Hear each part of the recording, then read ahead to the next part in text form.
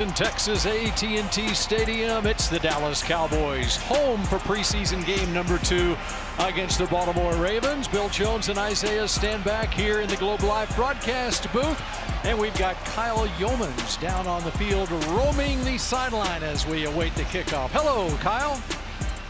Be back with you here in Texas. Couple updates on the offensive side of the football. We expected the debut in a Cowboys uniform for first-round pick Tyler Booker. He's going to be next to former third-round pick Cooper Beebe up front. A couple starters on this offensive line, and this is going to be a great test for the run game. Not only are the starters up front, but every non-injured running back will be available for Brian Schottenheimer. Javonte Williams is in pads. Miles Sanders is in pads as well, along with the other rookies that are on the field, like a Phil Maffa. No Jaden Blue due to the injury. So with all that being said, against the 2024's best run defense in the NFL, the Baltimore Ravens, Coach Schottenheimer will get a good look at his run game tonight.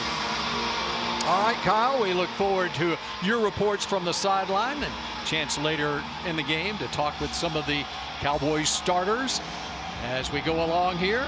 It's great to be home, Isaiah. It's always good to be home. You know, I recognize that we're home, Bill, once I stepped outside and felt that it was 98 degrees outside. I knew we were back in Dallas. Not like the 62 degrees in the evenings in Oxnard, California, but the Cowboys got some great work in Southern California, now back home. And, of course, training camp will continue at the Star in Frisco this coming week. Pooching it down is Brandon Aubrey. Ball hits down at the 1-yard line and on into the end zone for a touchback. And the new rules this year, the ball comes out not to the 30-yard line, but to the 35-yard line. And that's where the Ravens will start on offense with Cooper Rush at quarterback. More on him in a moment, but first the Miller Lite starting lineup on defense for the Cowboys. Mozzie Smith getting his second straight start in the preseason. Keep an eye, number 58, Sam Williams getting the start this week after not playing last week. Maris Leofow, Damone Clark, Jack Sanborn, new Cowboy this year, coming over from the Chicago Bears, signed in free agency. And Kaiir Elam getting his first preseason action. Cooper Rush at quarterback, and it does come out to the 20-yard line since the ball did hit at the inside the 5-yard line and then trickled into the end zone. And Cooper Rush downfield with the first completion of the day. And let's talk Cooper Rush a little bit, because Cooper Rush, 7 seasons here in Dallas, a 9-5 record as a starter. He did a good job as Dak Prescott's backup here. Went 4-4 last year, but signed in the offseason with the Ravens. And Cooper Rush is somebody that we are very familiar with here in Dallas country.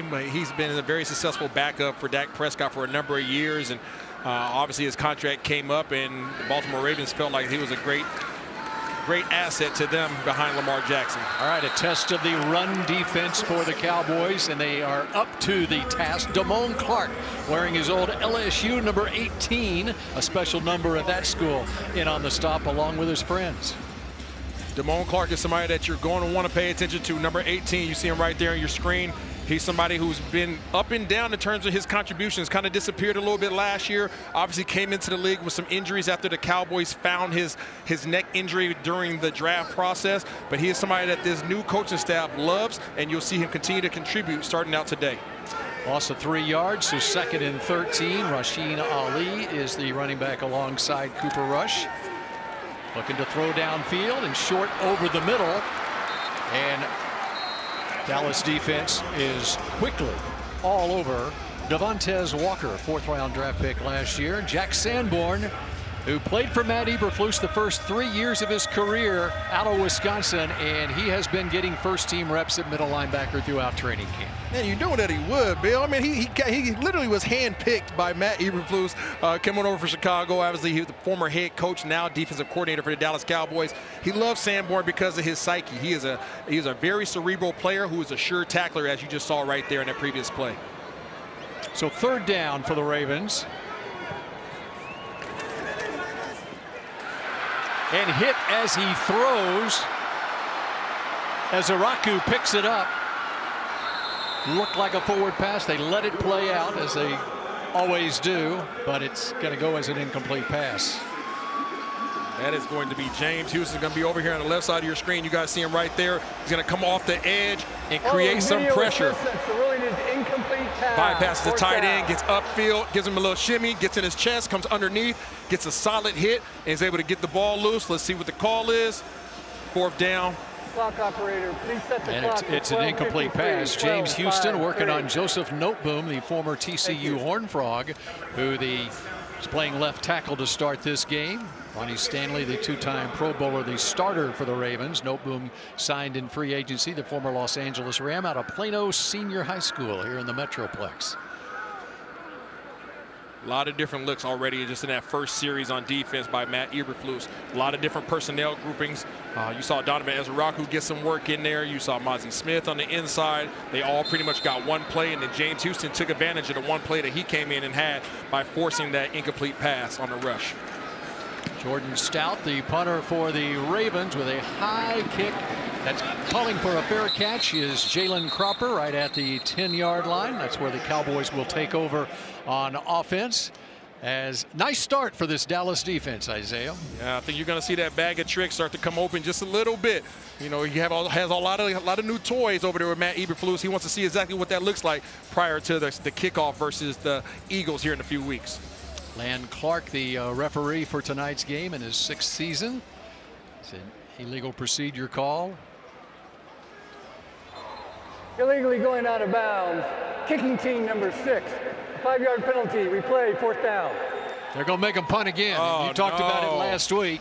And Brian Schottenheimer, the Cowboys head coach, he knows what the history is, especially in these preseason games when you make that punt coverage team go down twice in a row. Maybe they get an opportunity. Of course, it was poor field position to begin with. It's unfair, much a no-brainer to make them punt again. It is inhumane as a former special teamer to make you go back-to-back plays on punt return, going down there and going ahead and try to get your block.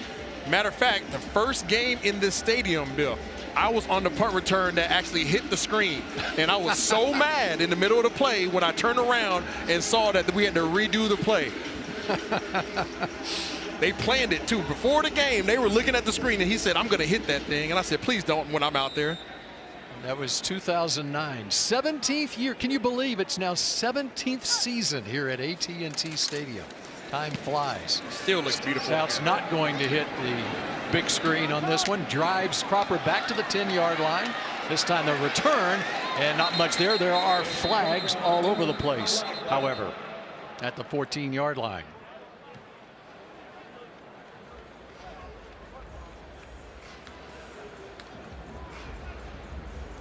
And Cropper's a guy who's looked good in training camp once again as a wide receiver and returning punts here. During the return, illegal block in the back, receiving team number 1. That penalty will be enforced half the distance to the goal. 1st down, Dallas. Timeout. Jalen Tolbert, the guilty party. So we're just getting started here at AT&T Stadium. Joe Milton and the Cowboys offense when we come back.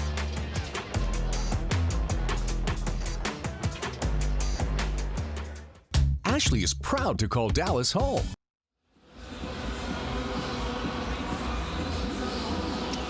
Cowboys and the Ravens here on a Saturday night in Arlington, and the Miller Lite starting lineups for the Cowboys feature Joe Milton at quarterback. Last week against the Rams, you see the numbers: 17 out of 29, 143 yards, did have a touchdown. He settled down later in the game, wasn't a good start. As Brian Schottenheimer said on Countdown to Kickoff prior to the game, things sort of sped up for him in the early going. It's Miles Sanders getting the start at running back. It's about a yard there. Let's take a look at the rest of the Miller Lite starting lineup on offense. Is Miles Sanders and Javonte Williams, picked up in the offseason, 2 veterans in the backfield. Williams not playing tonight. Jonathan Mingos gets the start at wide receiver, as well as Jalen Tolbert and Ryan Flanoy. You look on the offensive line, will be centered in on the 1st-round draft pick Tyler Booker at right guard, number 52. And it's 2nd down and 8. And a bobble in the backfield by Sanders, and the Ravens stop him for a 5-yard loss. Trenton Simpson, the linebacker, in there on the stop for Baltimore. That's one thing that you know about this defense of Baltimore. It doesn't matter if it's their first team or their 4th team. These guys are going to have a relentless pursuit to the ball. So the Dallas Cowboys offensive front is going to have to do a really good job of not only getting on those offensive line, on those defensive linemen, but being able to work up to the second level. Otherwise, there's going to be free runners from the linebacker position and safeties all day long. And by the way, Trenton Simpson is a starter for the Ravens at linebacker alongside Roquan Smith. Milton in trouble in the backfield, and he goes down in the end zone for a safety. It's Keon Martin on the blitz. What you would like for Milton to be able to see. He's going to be coming from the right side of your screen. You guys see it right here. He's coming stacked over the tight end. He's going to come right inside there, and nobody picked him up. A lot of times, whenever those guys line up near the tight ends on the outside, it's very difficult for those guys to be able to pick up what their responsibilities are. Almost a carbon copy to how the Ravens game started last week in Indy.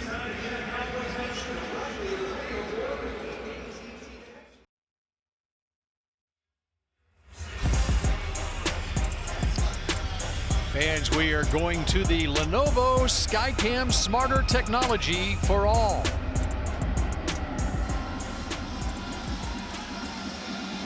Not the way Joe Milton and the Cowboys hope to start this one. A 2-0 lead for the Ravens after the sack in the end zone by Keon Martin. Take a closer look at that in a moment, but it's free kick time for Brandon Aubrey from the 20-yard line. And from the 2-yard line comes Rasheen Ali. Gets up past the 25-yard line. Let's go down to the sideline. Kyle Yeomans. Yeah, thanks, Bill. After that sack and safety, the first person to intercept Joe Milton on the sideline was head coach Brian Schottenheimer, of course, a former quarterback himself, teaching the quarterback in this situation. You got to get rid of the ball, and you got to keep an eye on the front side. That was the first thing that Brian said to Joe Milton, who, of course, is learning in these moments, but that was certainly one that he didn't necessarily want to have to go through this early in the game. From the 27, the Ravens on offense, and much more success with the run play with this time with Rasheen Ali. This, Isaiah, was almost identical to the Ravens game last week in Indianapolis when David Ojabo came off the edge and sacked Anthony Richardson from his blind side and knocked him out of the game. And knocked his finger out of position as well. Exactly right. No, you're very right on that one, Bill. The thing is, when you start getting in those condensed splits as an offensive formation, it's very difficult to pick up who is going to be the man that's going to be declaring himself as the blitzer. Pickup of 8 yards on first down for the Ravens here, 2nd and 2. And hit right at the line of scrimmage. There's Sanborn, Jack Sanborn, number 57, the former Chicago Bear. Sanborn does a really good job of free flowing. You're going to see him right here. Okay, he does a good job of just flowing with the play. Flow, flow, flow, flow, flow, shoots the gap. As soon as he sees ball, he hits ball. That's exactly what you want to see from your veteran linebacker. Going out there and being decisive, and when the hole presents itself, go make a play. Also got Sam Williams out there. He's at left defensive end right now. Maris Leofow, 35, who played so well last week. Now 3rd and short, and running room and a first down to the 40-yard line. Rasheen Ali. And one of the things that I'm seeing right now from his defensive line front for the Dallas Cowboys is kind of what we saw last week against the Rams, Bill. It's the pad level, right? We heard that from the coaching staff following that game, is that they have to do a better job of playing with better leverage, better pad level. They're allowing the offensive line to get underneath them, and when you do that, I don't care how strong or how big or how heavy you are, you're going to get moved out of the way. So first down at the 40. And running room for Ali again, and this time he picks up 8 or 9 yards up near the 49-yard line. This game brought to you by AT&T, official sponsor of the Dallas Cowboys. Connecting changes everything. The Baltimore Ravens are just doing a good job of executing their blocking scheme. A lot of times, Bill, when you go to training camp or even OTAs, they give you the play call. They show you exactly what the blocking is supposed to look like versus certain fronts. Well, the Baltimore Ravens are executing that to the T right now. Got 3 starters on the offensive line in the game for the Ravens to start this game. An easy pitch and catch to the sideline to Walker, and that's a first down for Baltimore. A lot of space up top. That's an easy read for Cooper Rush. Working on Andrew Booth up there at the top of his screen. You want to see those guys get up and close. You're not really sure what the coaching staff is really teaching them right now in terms of that defensive scheme. Do they want to be pressed? Do they want to be playing off? But you like to see those guys have to work to get open, not just have those free passes to the sideline. So the Ravens in the Cowboys end of the field for the first time, and there's another first down run of greater than 6 or 7 yards. This time it was D'Ernest Johnson. And you got Donovan Ezeraku that's out there, the rookie, this year's draft pick. Really good player. We know that he can go ahead and pass rush all day long. But this is the part of his game that the coaches want to see. Can he go ahead and expel upon? Can he be a force in the run game? That is going to be the question. Can he answer that tonight against the Ravens in their rushing attack? You got Mozzie Smith and Perion Winfrey in there at defensive tackle for the Cowboys. Second and short. And another first down. D'Ernest Johnson, the veteran, picks up another 7 yards or so. A lot of combo blocks we're seeing from the offensive line of the Baltimore Ravens. And when I say combo blocks, Bill, I mean 2 offensive linemen working on 1 defensive lineman of the Dallas Cowboys. And when you have the size of these guys for the Baltimore Ravens, 600+ pounds working in cohesion together, they're just moving guys up to the next level, and then they're peeling off and grabbing a linebacker off of that. Right guard Falele, 380 pounds of those of that poundage you're talking about. Right guard. Rush going right side, and the ball is bobbled and dropped, and almost coming up with a pick was Kaiir Elam. And Kaiir Elam are playing a little bail technique. You see it at the very end of the play. Got lucky that there was a drop there. Almost got an interception. Almost. That'd have been a gift. I know we're in August, but that would have been a nice little early Christmas present for Kaiir Elam, who's having a good training camp. He dropped by LeJounte Wester, the rookie 6th round draft pick out of Colorado.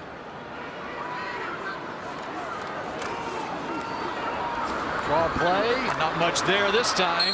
Dallas defense is up to the task and will create a 3rd and about 10. That's a much better look in terms of swarming to the ball, coming down here, but Hill being decisive.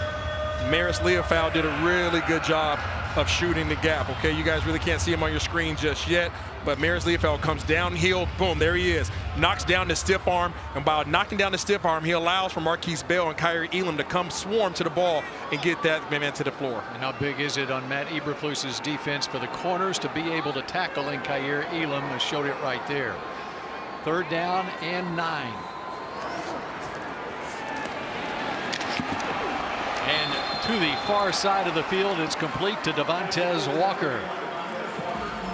Mentioned a couple plays ago, Bill, how we're not sure what's being taught in the defensive back room right now, but what we are seeing consistently on this particular drive is bail technique from both Andrew Booth and Kaiir Elam.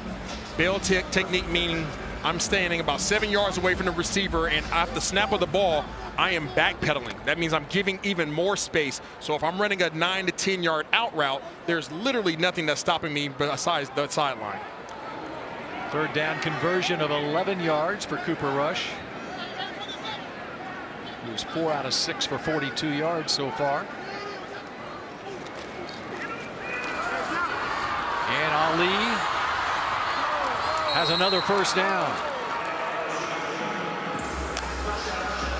Rasheen Ali, who, by the way, did not play high school football until his senior year. He was a boxer with a name like Ali.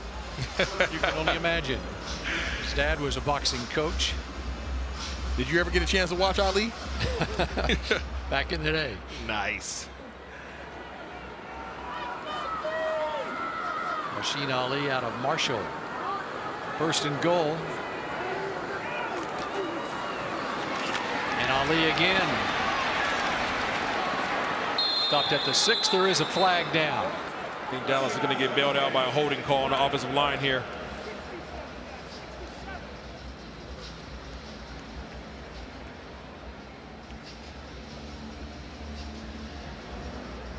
Holding. Offense, number 67. 10-yard penalty. Replay, 1st down. That's the center, Corey Bullock.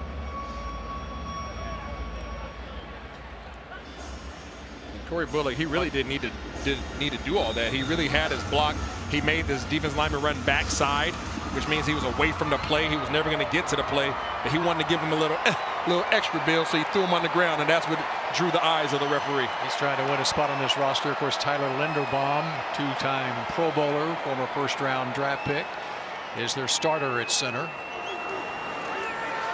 Rush throws left side, and once again, room for the wide receiver, Tez Walker, with Booth in coverage. I don't like sounding like a broken record, but how much space is this? Not really sure, but it looks like about 8 yards to me. And then there's rescinding. It means he's going backwards. It's just too easy. You know, you have routes on air in pre-practice, or when you come out early to the game, you like to see your favorite players warm up. That's exactly what's going on right now. Dallas has to change something defensively in terms of giving these receivers that much space. They have to learn how to work for it. So 2nd and goal from just outside the 11.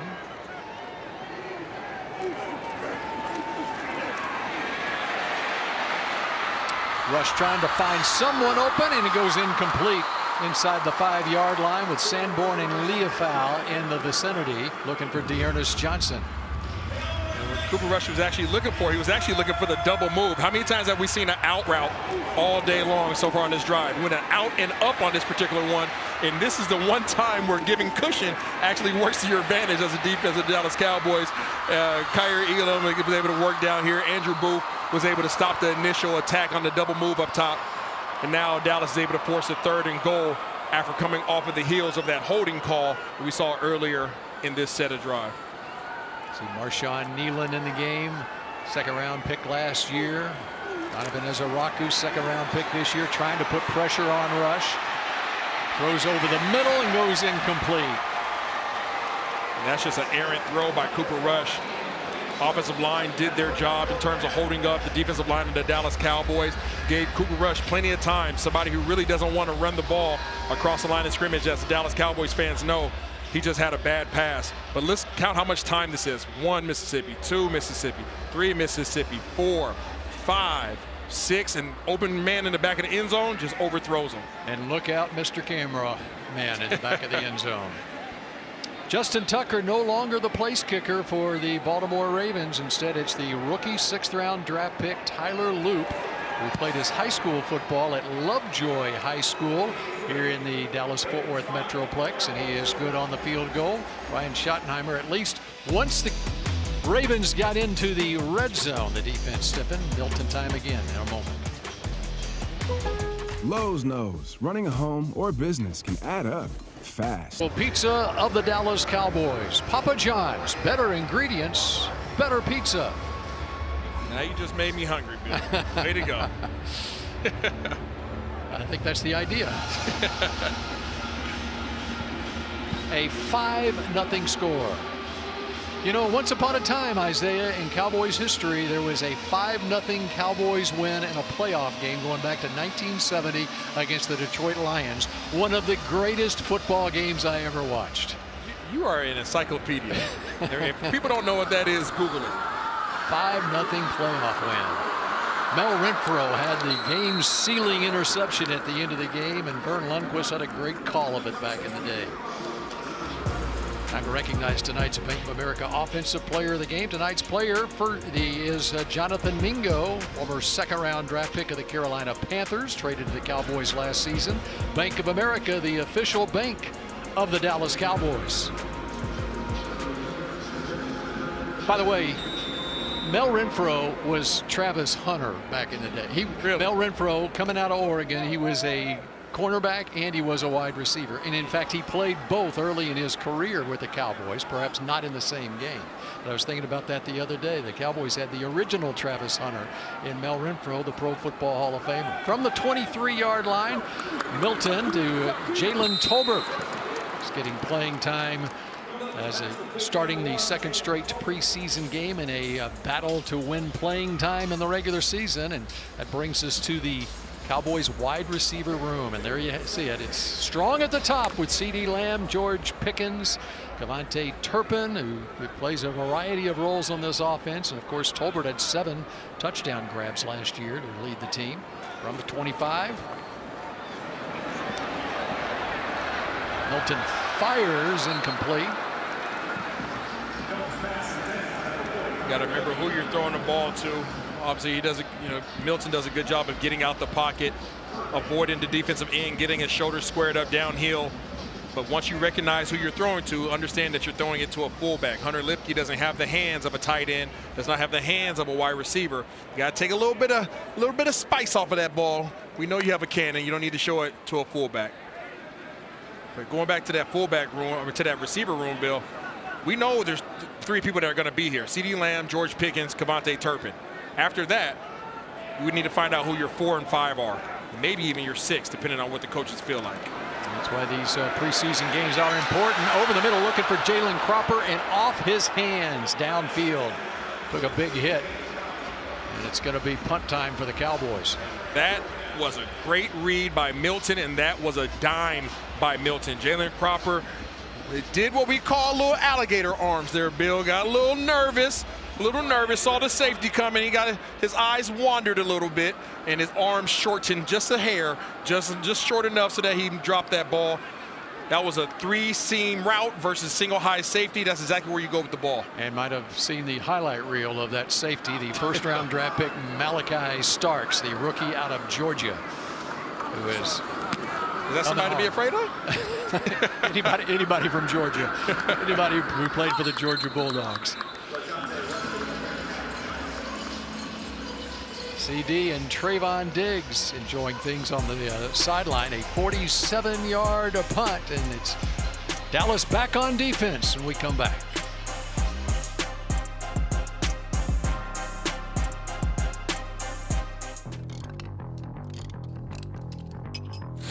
Uh-oh. You good?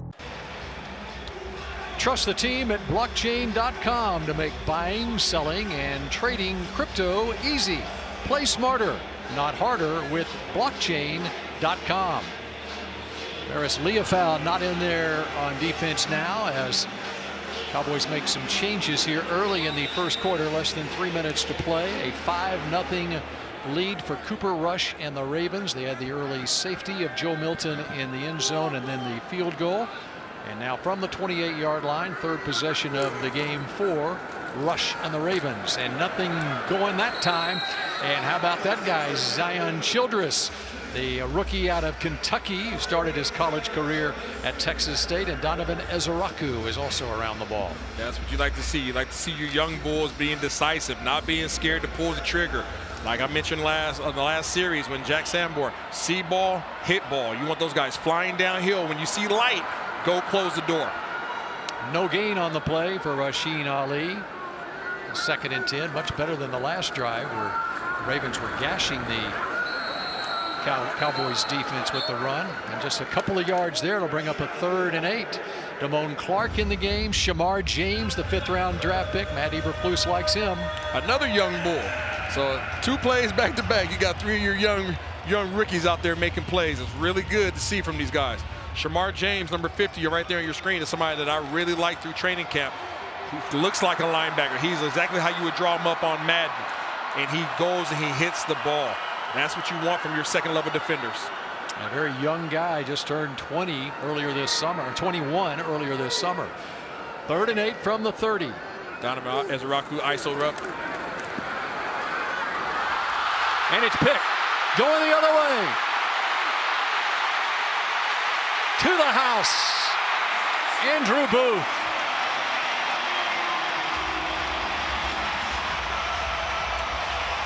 Isaiah, he baited him. He did. He said, last drive, I'm going to play off. I'm going to let you think that I don't know what I'm doing. I'm going to let you throw a couple out routes. I'm going to stick the out and up move just so the next series, when you try me, I can let you know what my name is. My name is Andrew Booth, number 25. Remember it every time. Last year, we were teammates. This year, pick 6. Andrew Booth, who the Cowboys acquired about this time a year ago from the Minnesota Vikings, former 2nd-round draft pick out of Clemson. And that's one thing that, another thing that Eberflus's defense is known for, the takeaways, a 40-yard return for Andrew Booth. And Brandon Aubrey with the extra point as the Cowboys take the lead with a takeaway on defense, a pick 6 for Andrew Booth. See Booth, you see exactly where his eyes are. He's looking in here at the quarterback right now. He's going to go ahead and go back to that give, but his eyes are still at the quarterback. He says, give me that like Chris Brown. Takes that thing back to the house. I'm going to make this a pick 6. I need to be on this team. I need to be on this roster. I'm going to make sure that the coaches see me on film. Cooper Rush was looking at him the whole time. They might have had eye contact the whole time, Bill. Cooper Rush was looking, Andrew Booth was looking, and he said, I'm going to take advantage of this. He said, you want to see me? See me in the end zone. The way he's running with the ball there, looked like a little Dion there. Oh, it was a little Dion step there. Different number. Yeah, different number, but LaJohntay Wester, the wide receiver who he picked it off of, he played for Coach Prime at Colorado. So you're saying there's some layers to this. That's Bill. right, there is. Shots fired. Or maybe I'm just reaching. Nah, Bill, you went ahead and put it out there. Bill Jones said shots fired. He compared Andrew Booth to Coach Prime. Well, Wester had a great game last week, returned it for a touchdown. Right, an 87-yard punt return for the Ravens. Well, it's got to feel good for Andrew Booth, though, a guy who needed a boost of confidence. Of course, he came here last year and did not have a good preseason, although he was able to make the team, was up and down from the practice squad, and there you go. He found the end zone. Ernest Johnson trips over the 20-yard line, ball out. You know what, Bill? I used to be a kickoff returner back in my heyday. And if I was to see Tyrus Wheat coming down the hill with nobody blocking him, you would have tripped over. I might have tripped as well. Too. Yeah. Big 91 right there on your screen. He is a force. He always shows up in the preseason for the Dallas Cowboys. You see him running right to the left side of your screen, untouched. And all of a sudden, his shoelaces got tied. The ground caused the fumble, and the ground caused the tackle, too. He was able to get on it. In college, he would have been down already. It was the phantom of Tyrus Wheat.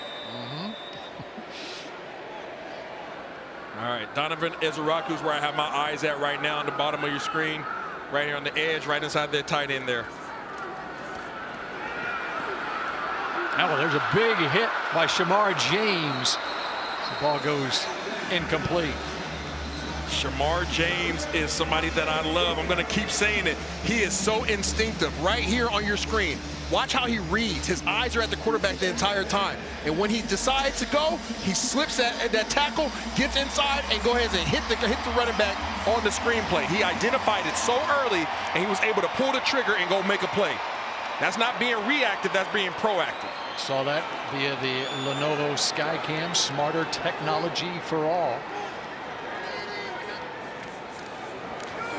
And the toss left. Rasheen Ali, not much running room, gets a couple. And that's a good job again by this linebacker core. We talked about it in the pregame. This is one of the rooms that got turned on its head in a good way. 180-degree swing in terms of depth at that position. That's Damone Clark right there that we know has been up and down in his career based upon his coaches that he's had. But he just ran that play down for 20 yards and went ahead and had a no gain on it.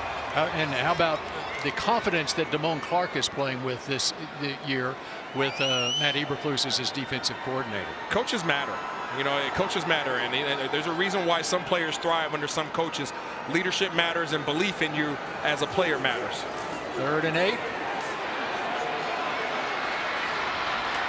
And with the yardage to get the first down, Dayton Wade. Clark was over for the tackle, but not before Wade got the first down. And a 3rd down conversion for the Ravens. You know, Bill, early in the game, we named somebody named James Houston, right? Right on that first drive right here on the left side of your screen. Watch what he does to his left tackle. No way! He went ahead and ran through him and got to the quarterback, forced an early throw. They were still able, obviously, to get the first down. But James Houston made his presence felt. Trust me, Cooper Rush is looking behind him right now like, what in the entire heck is going on behind me?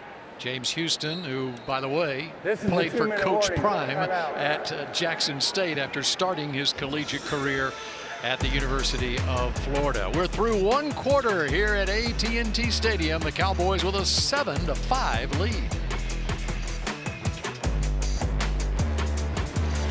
At Take 5, you stay in your car because we're... Get a behind-the-scenes look at AT&T Stadium with a VIP self-guided or art tour. Stadium tours are available daily For more info and to purchase tours, visit attstadium.com/tours.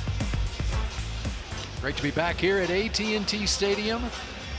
Cowboys are here tonight, and then we'll close out the preseason against the Atlanta Falcons on Friday night. Cooper Rush still in there at quarterback as we start the second quarter. It was a 16-yard pickup that put him in position on a 3rd down conversion at the 42-yard line. Under pressure, gets it away to about the 45-yard line to Charlie Kohler, his tight end. That's a good tackle by Israel Mukuamu. That's one of the concerns that I've had about Israel Mukuamu during his tenure here with Dallas Cowboys. Big, tall, long corner, lanky the way in which you want him to, good ball skills, good footwork, but he always had question marks whether he was willing, not able, but willing to come up and hit. And you saw him right there in the tight end, was able to bring him down. Pickup of 2 yards, 2nd down 8. Mukuamu had a pick last week against the Rams. Give is to the right side and up to midfield. One of those coming up from the safety position was a rookie free agent, undrafted free agent Mike Smith.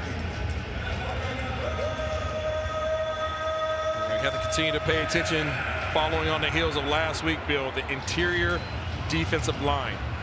Linebackers have shown up today. We've seen that. Last week, the interior defensive line got worked by the Rams.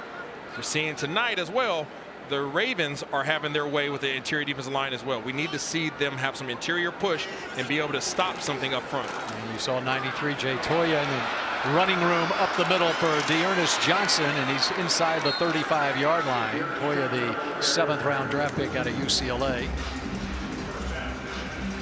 Yeah, we're going to see it here. We're jumping around blocks right here, jumping around. And what ends up happening is you get washed out of the play. Wash, wash, wash. Everything gets washed out to the right side of your screen, and literally the running back has the entire backside of the line to work. Pickup of 16 yards down to the 34. Lazzie back in there alongside Perion Winfrey, defensive tackle now.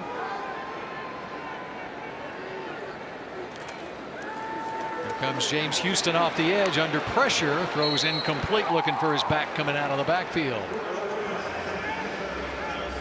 Houston once again working on the 5th-round rookie Carson Vinson, the left tackle for the Ravens. Houston did a good job, but it was Winfrey right here is the one who really made the pressure. Comes off right there on the guard, drives him back. He was able to force him back to James Houston. That's just playing good team defense right there on the defensive front. And Winfrey working on Ben Cleveland.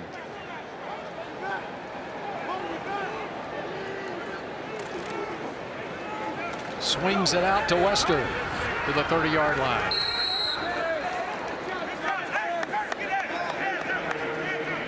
Ooh, here's some pass hitting out there, Bill. This game is getting physical. Bruce Harmon, number 36, not getting up. Trainers head out on the field.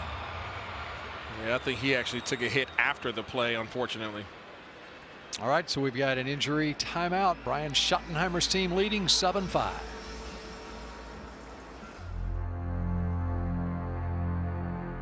We'll be a good tackling team when our corners tackle, and that's important because all the schemes nowadays make your corners tackle. So our guys will be a good tackling bunch, and we work on that daily.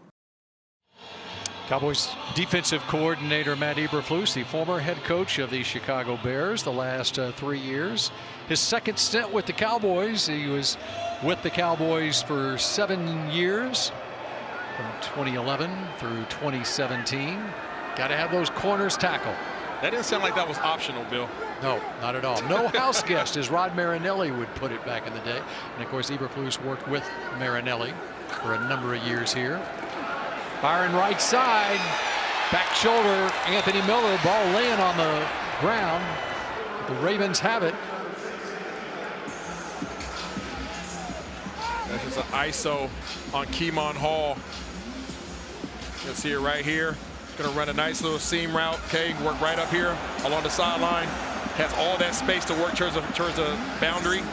Keemon Hall has to get up in this space. If you can't get your eyes back to the quarterback to find where the ball is, shoot your hands when the receiver shoots his hands and try to break up that pass as much as possible. Ravens quickly to the line of scrimmage. Challenge flag has been And thrown. the flag has been thrown by Brian Schottenheimer. Did keep Wow. break it up. That was a cannon by Coach Yes. Schottenheimer. Schottenheimer, who was a quarterback. Yeah.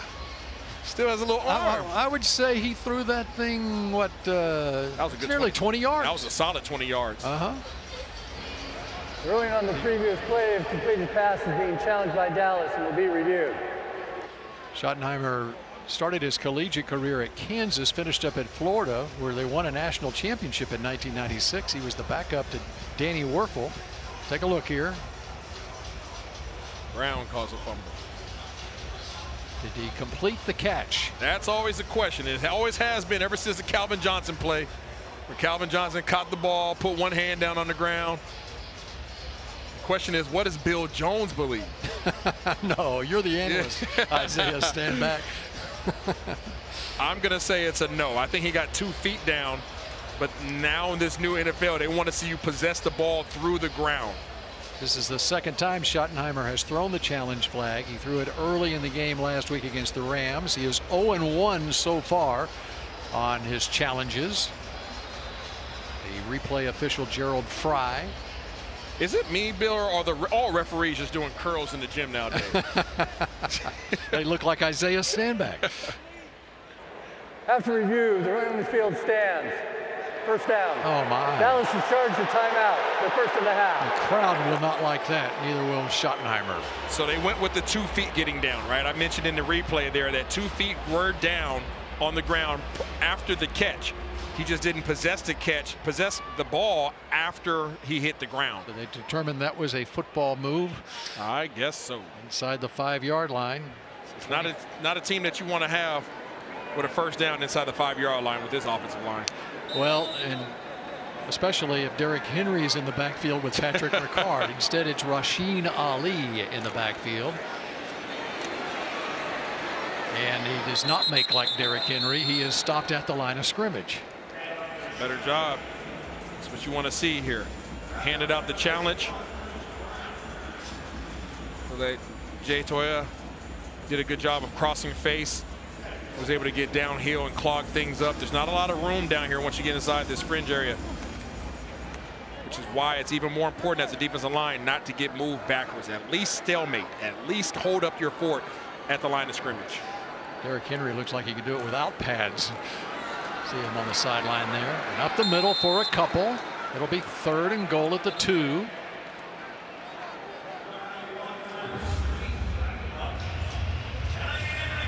It's Derrick Henry, the 5-time Pro Bowler. I wasn't going to say nothing, Bill, but he kind of looks like you when you have no sleeves on.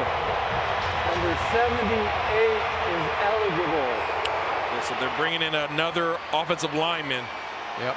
Not Dan Skipper in the Lions. It's Gerard Lichtenhahn, number 78, the eligible receiver. So to pay attention to, Baltimore brought in another offensive lineman. Dallas stayed with their base defense. And behind his fullback Ali is stopped short. Up to the challenge is the Dallas defense here. We've got number 47, Lucas. And what you're going to see here is everybody's going across. Nobody's getting downhill for the Baltimore Ravens, and that's what you want to see as the Dallas Cowboys. Everybody's going linear. As long as everybody's going linear, there's no running lane for the running back to get through. He's running along the line of scrimmage, searching for somewhere to go, but there is nowhere to go. So what I mentioned, that you at least want to stalemate your offensive lineman, that's what I was referring to. And I was referring to Lucas Scott, the fullback, former Army Black Knight, looking to throw on 4th down to the back of the end zone, and it is complete. Keith Kirkwood and the Ravens convert on 4th down. Kirkwood was allowed to just work along the back of the end zone. This is why you want to always ensure that you have somebody pressuring the quarterback. Kirkwood is right here on the back side of the play, but watch how far he's able to run.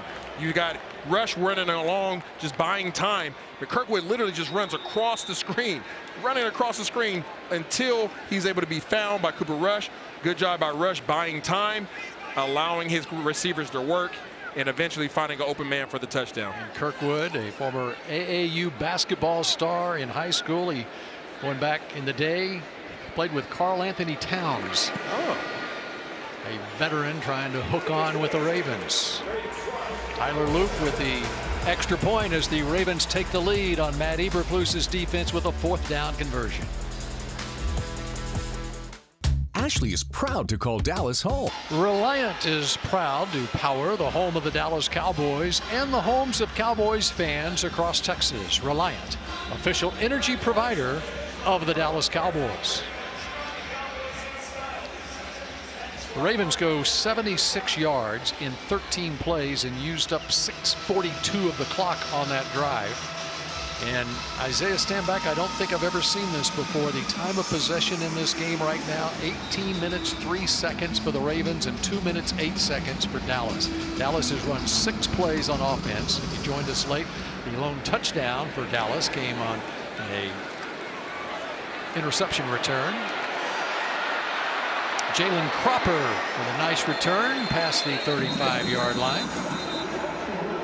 Now this from Lucas Oil.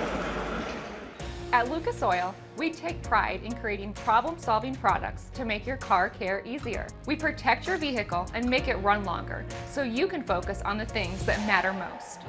Lucas Oil, the official oil of the Dallas Cowboys. So Joe Milton has not had a lot of opportunities as we've got injured player on the field being tended to for the Ravens. Adissa Isaac out of Penn State, one of their edge rushers, who's down after the kickoff coverage, and we're back to AT&T Stadium in a moment.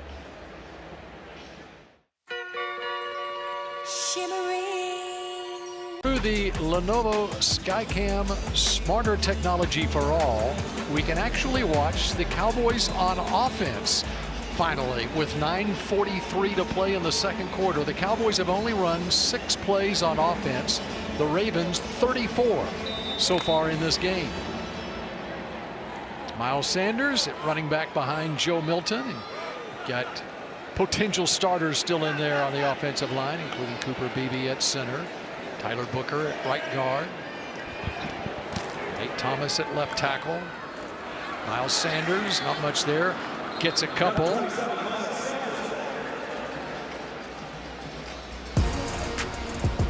Tyler Booker, the first round draft pick out of Alabama, was a first team All-American. Young guy, came out of IMG Academy, allowed 1 sack and 970 pass blocking snaps at Bama. Cowboys are excited about him, took him with the 12th pick in the draft. Tyler Booker, 2nd and 8. And Sanders up the middle. Okay. So you talk about Booker and they go right behind him there. Good job by Booker, just isoing his man, working up and just stalemate, walling him off. That's all you're looking for as a running back. You just want a lane. Just cover up the defensive lineman so that I can see clearly as it's exactly where I want to go. Working on C.J. Ravenel there. So he was, we touted him. Yeah. And he was up to the tout. That's an alley-oop right there. That's right. I see you there, Bill. We just talking about other people's basketball skills. We got to talk about yours. Uh-oh. Are we going to see it, Bill? Yes, we are going to see a virtual measurement, which you actually won't see because it's done virtually. Oh. We'll see it graphically. Hawkeye.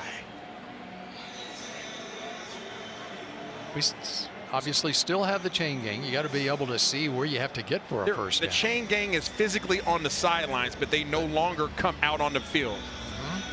Let's see. Well, here's your virtual measurement, and yes, right smack dab in the middle of the football. No more business cards. No index card. And that was a Cowboy game too.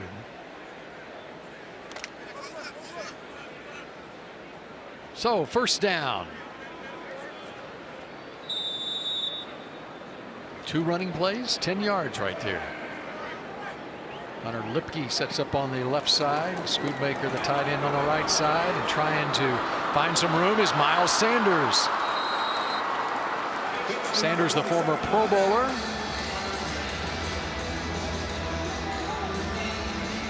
All right, trying to get out on the edge. You're asking Tolbert to come down and crack on this defensive end. He does an okay job. Was able to get upfield more than what you would like to see. But that's where this play starts and ends.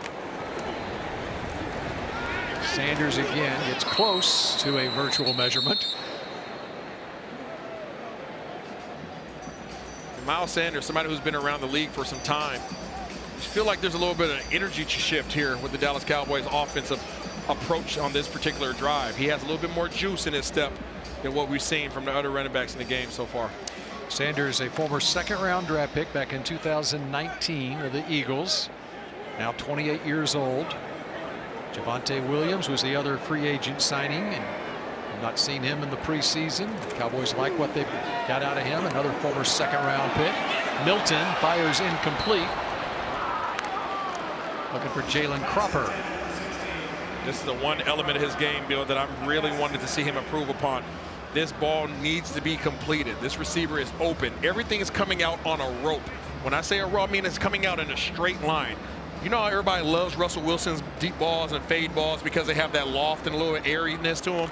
That's what Milton has to add to his repertoire. If he's able to add that, then he is one quarterback that has all the other skill sets to really capitalize and be a force in this league. But he has to learn how to throw that ball. That has to be completed. So now at 4th down, trying to get it on the ground, and Sanders is right there. You've got a great view of it from your perch up here, Isaiah Standback. Do you need a virtual measurement? What are you thinking? What is your virtual measurement of this? Well, I have my own set of Hawkeyes inside my head right here, Bill, and I'm going to say that those Cowboys are short on this particular one, but I still think that we might get the Hawkeye. Just judging by the spot right there. Time out for virtual measurement. Yeah, let's go. Why not? We have the technology, Bill. We might as well use it. Looks pretty clear from here. From the Lenovo Skycam, another look.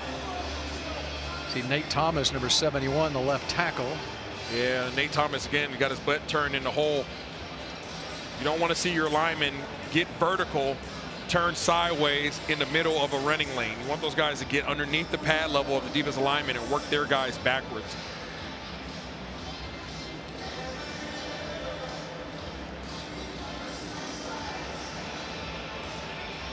I don't know if Coach Schottenheimer likes this new virtual measurement thing as much because he can't see it. He just has to wait for the result. Like the rest of us. Yep. But waiting with anticipation. Supposed to save time. They say it saves up to 30 seconds. Yes, that's right. That's the word on the street, Bill. Yep. The key thing is the spot more so than the measurement. Don't very you much think? so. Very much so. And you can't challenge that spot. And the people at home, they no longer have the anticipation of seeing the chain gang, line it up, get it held, walking out there, setting it back down, extending it out. So even though it feels like it's taking more time, it's not. It's actually saving time, which is condensing the game. And I know you've done a lot of baseball in the past.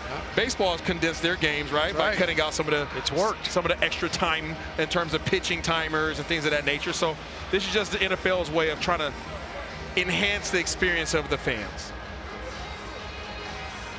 And the Ravens celebrate. It was pretty evident from up here that the Cowboys were short, and there you'll take a look at how short. So you don't get that at 1 foot 3 inches. We got specifics there with the virtual measurement. Yeah, my Hawkeye system here in my head doesn't work that well. So the Cowboys back on defense here.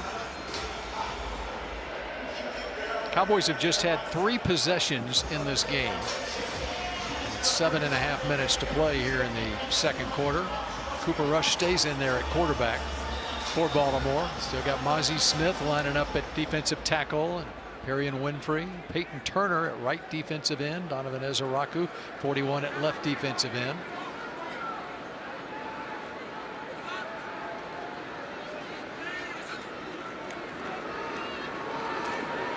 Rush throwing downfield.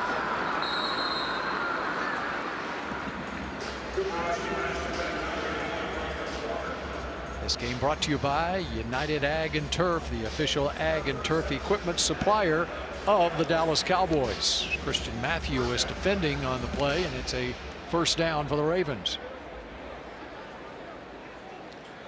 Cowboys again are coming with this off coverage. Looks like it's quarters coverage. Always looking at those safeties as a quarterback. That's the first thing that you want to identify. They roll to the single high safety to get some extra defenders at the line of scrimmage. Damone Clark does a good job of getting his hands on the running back. Ernest Johnson brought down after a couple of yards. Damone Clark's getting a good amount of work in this game. Talk about somebody who's been up and down in the rotation during his tenure here with the Dallas Cowboys, but somebody that when present has been effective. Somebody who led the team 2 years ago in tackles.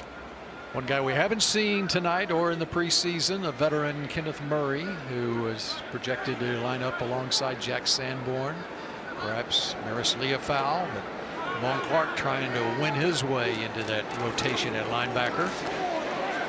And Rasheen Ali open down the sideline for another Ravens first down.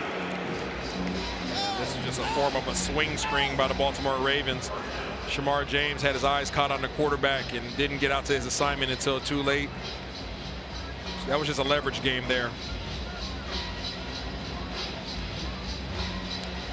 Big Mozzie Smith right there getting his work as well. They're going to leave the big fella in there. First round draft pick from a handful of years ago. Still has a lot to show and prove to this coaching staff. It's a whole new team here, a whole new coaching staff, so he has to prove himself. It doesn't matter what you've done before. Into the 24-yard line. Damone Clark in on the stop. Flag down across the field. We're talking about Mozzie Smith. Matt Eberflus asked about him and talked about the attack style defense of the Cowboys, and it's important for him to be able to get off the football, penetrate with all of their defensive linemen, shed blocks and make plays. Offside, offense, number 81, lined up in the neutral zone. 5-yard penalty, replay, first down. One thing about Mozzie Smith, he's not a man of many words, but when you see his interviews throughout the week, he owns up to his own mess. He doesn't shy away from it. People ask him direct questions here at the Dallas media, and he says that, hey, I need to do better. They ask him, well, how you feel like you played? He said, well, I got to show up. Like, I was there, I was present, but I didn't make an impact on the game. So I like to see that maturity out of him. Now you just want to see him show up and start being an impact on the game. He started all 17 games last year at 41 tackles. Had over 500 snaps a year ago.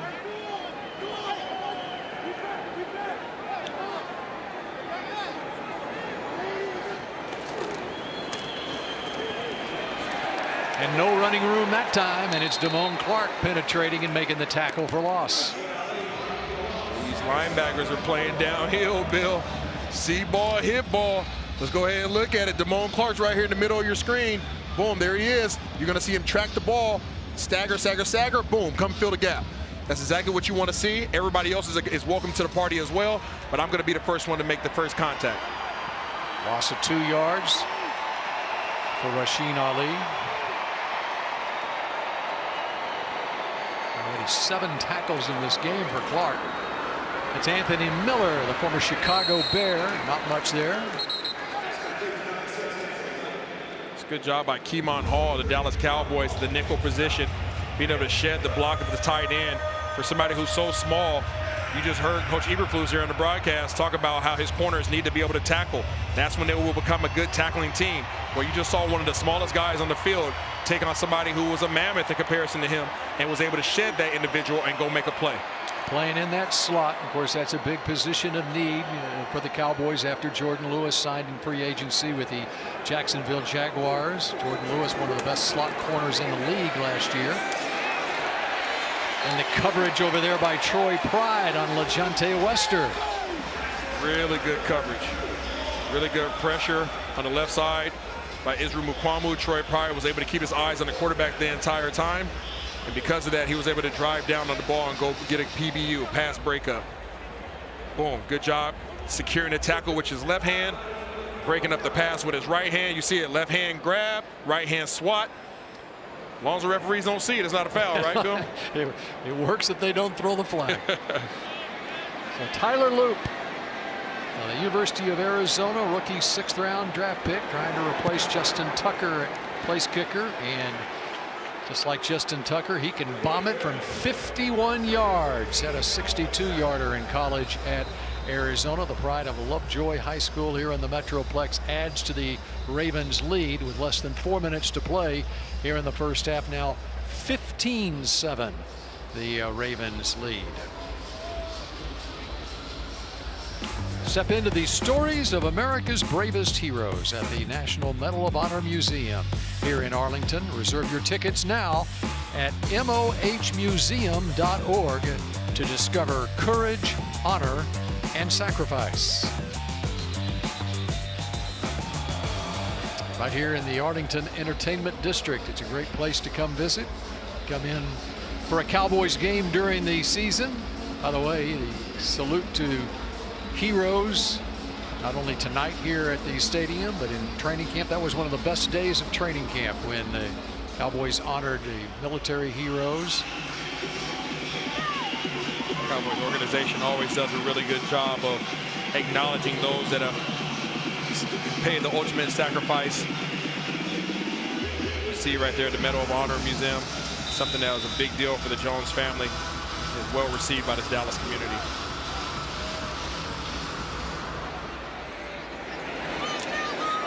From the 7-yard line, Jalen Cropper gets past the 25. AT&T, official sponsor of the Dallas Cowboys. Connecting changes everything. Let's see if Joe Milton can connect with a wide receiver on this possession. What do you think? Well, they're going to need to do something to eat up some of that time of possession discrepancy that they have right now between them and the Baltimore Ravens. The Ravens have owned the line of scrimmage, which means they have owned the time of possession, as you mentioned earlier in the broadcast.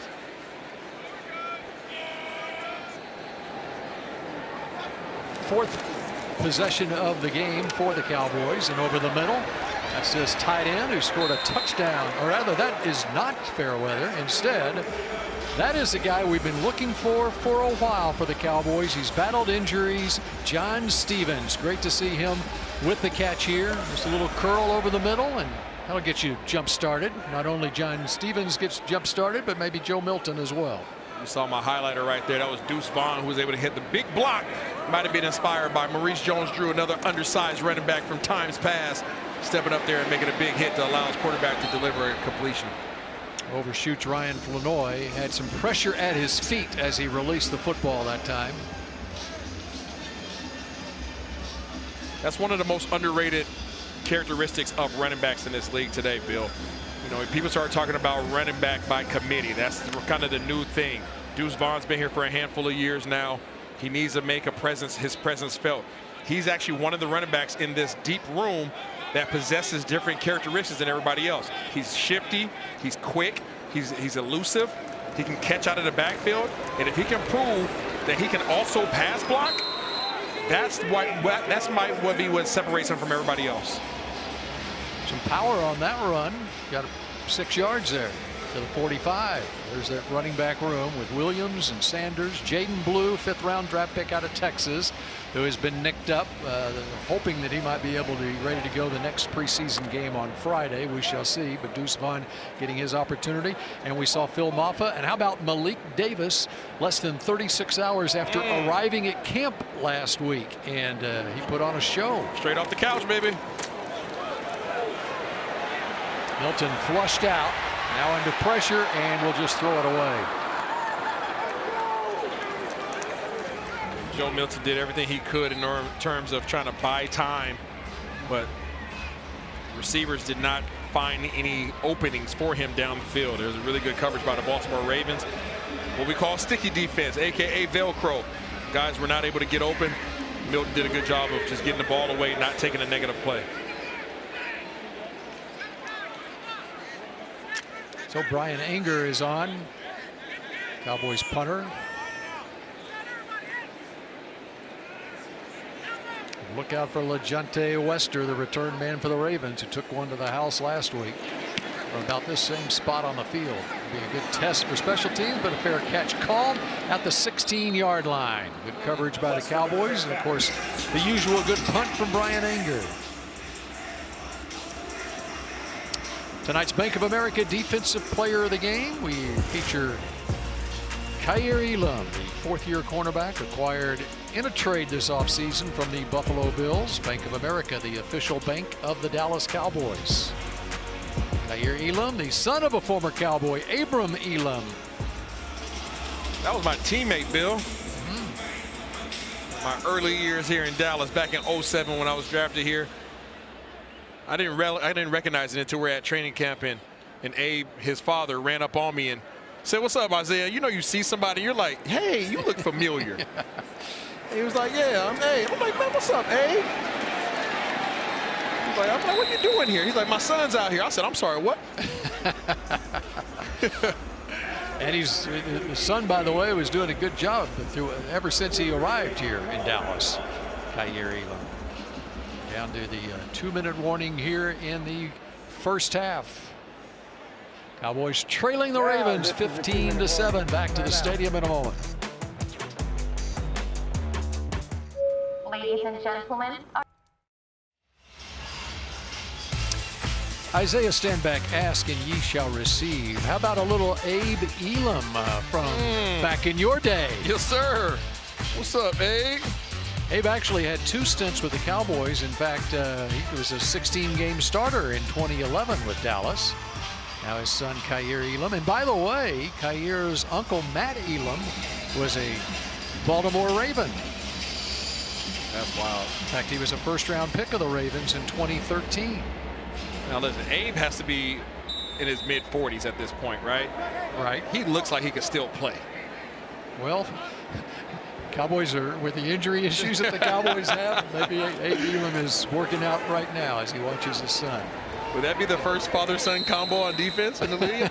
We have to do some history lesson on that one. They can do a LeBron. All right, Baltimore's going no huddle. Trying to take advantage of the 2-minute drill opportunity here in the preseason. And how about that? Coming up with the pick off the hands of Ali. Again. And that's the guy that does it every year. Every year in the preseason. Keemon Hall. Do you believe in the mean green of North Texas? Keemon. Early on the field is interception. First down, Dallas. Last year he had a pick 6 in Vegas. This year he puts the Cowboys in position with 1:34 to play in the second quarter. You'll see him, Keemon, right here. Again, eyes at the quarterback, sitting in his zone. As soon as he sees a running back right in front of him, he just drives on it. Tips and overthrows. Got to get those. Good job by Keemon Hall taking advantage of the opportunity. Very similar to the one he had last year. He said, "I'll be that like Red Man. I'll take that all day long." Stick him on his shoulder pad. It just sat on his shoulder pad and he brought it in. Keemon Hall. Hey, we'll take gifts in August too. We would take gifts in August as well. Good field position for Joe Milton. See if the Cowboys can just get some points out of this. Going deep downfield. And in the end zone, the Ravens take it away. Not a good ball. There's 2 things that went wrong on this play, Bill.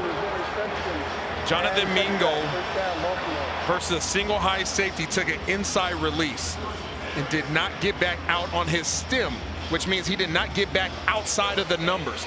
So he goes inside and stays inside. The only problem is there's another man back here that's looking at him called a safety. So he stays on the inside of the numbers. You want to see him work back away from that safety, make it difficult for the safety to get over the top.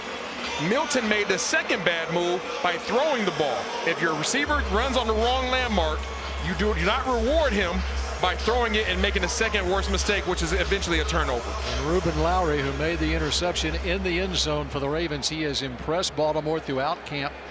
Undrafted free agent out of Chattanooga. And he was just waiting for that one in the end zone. In the second straight week that Milton has thrown an interception in the end zone. Into double coverage. You just don't compound one problem with another problem. That's one thing that young quarterbacks have to learn. As much as you want to have that big splash play, you can't put your team in harm's way. You had a great turnover. Keep the possession. You had time. Work your offense. Your opportunities will come. You saw our WinStar halftime show coming up here.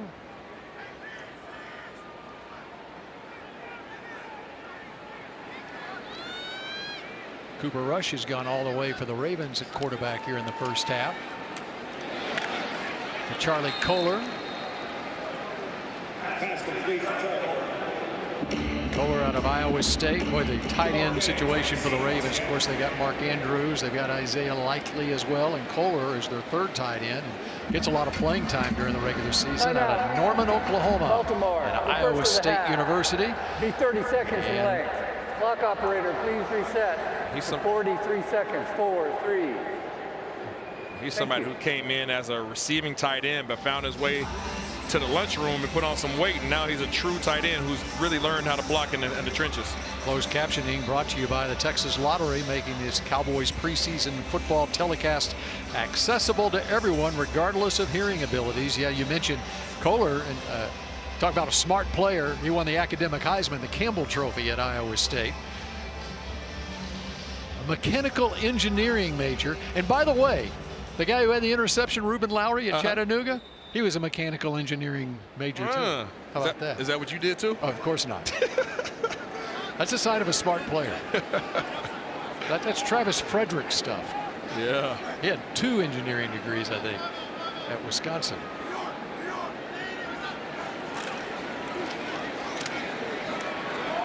A wide open receiver as the Cowboys brought the DB. That's Dayton Wade.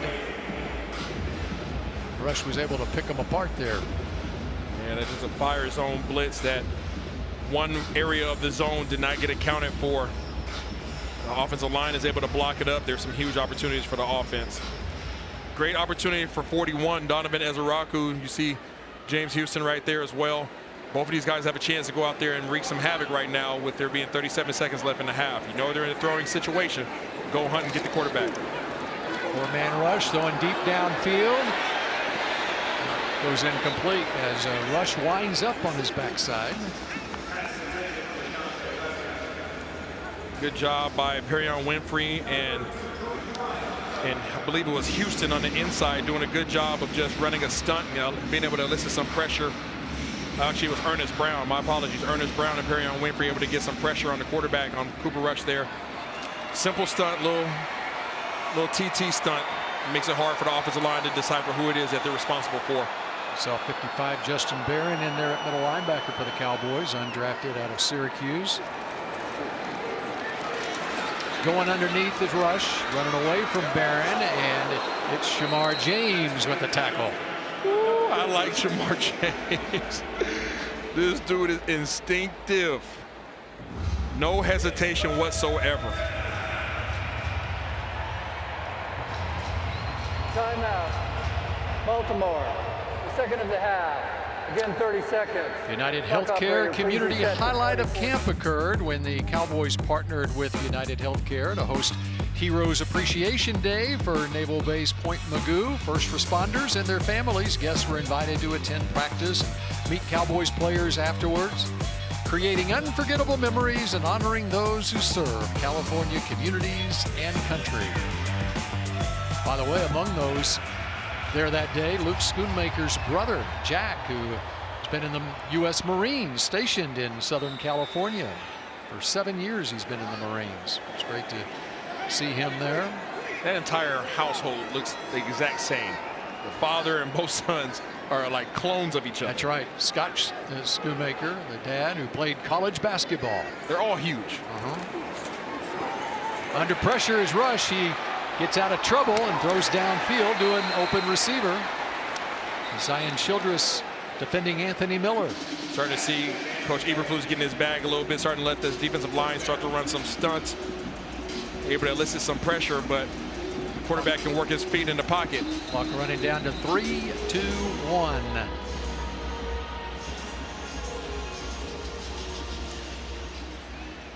Timeout called.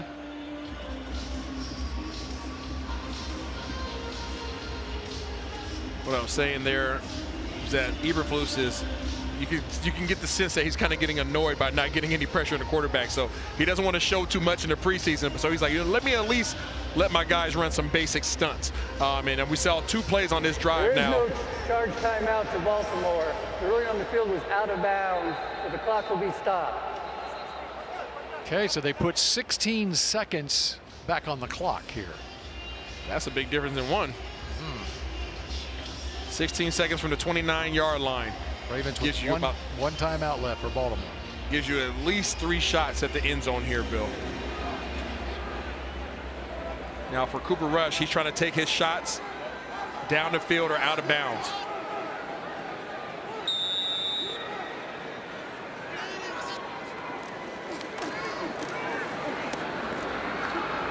Tackled inbounds at the 24-yard line by Christian Matthew as Anthony Miller. Clock stopped with 9 seconds left. Yeah, you saw immediately they're trying to run a out route from the slot position. The intention was to get a quick 5-6 yards and then get out of bounds, improve their field possession. But obviously Matthews was fully aware of what they were trying to do, was able to get the man down inbounds, which forces Baltimore to then go ahead and utilize their last timeout. They did not take it all the way down to 3 seconds left or so. They stopped it with 9 seconds left instead and bring the field goal kicker on, Tyler Loop. That's interesting. Preseason, even for the John Harbaughs of the world, game management. Well, you still wonder, why would I leave them additional time to potentially get a return? Right. Yep. Maybe a fake in the preseason? Well, no fake. And Tyler Loop, 42 yards, tacks on 3 more for the Ravens with 5 seconds left here in the first half, making an 18-7 game.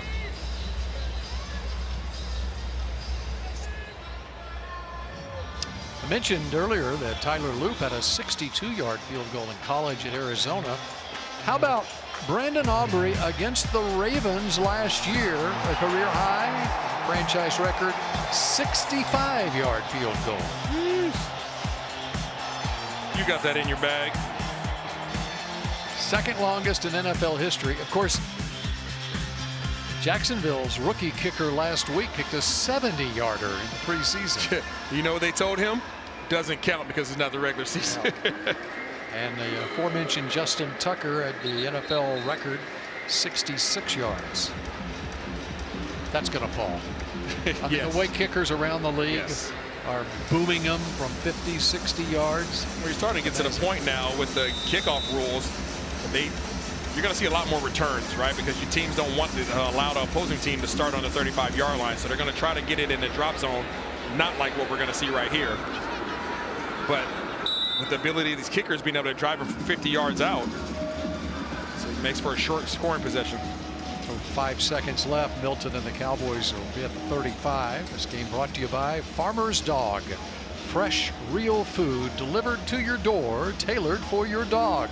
The official dog food partner of the Dallas Cowboys.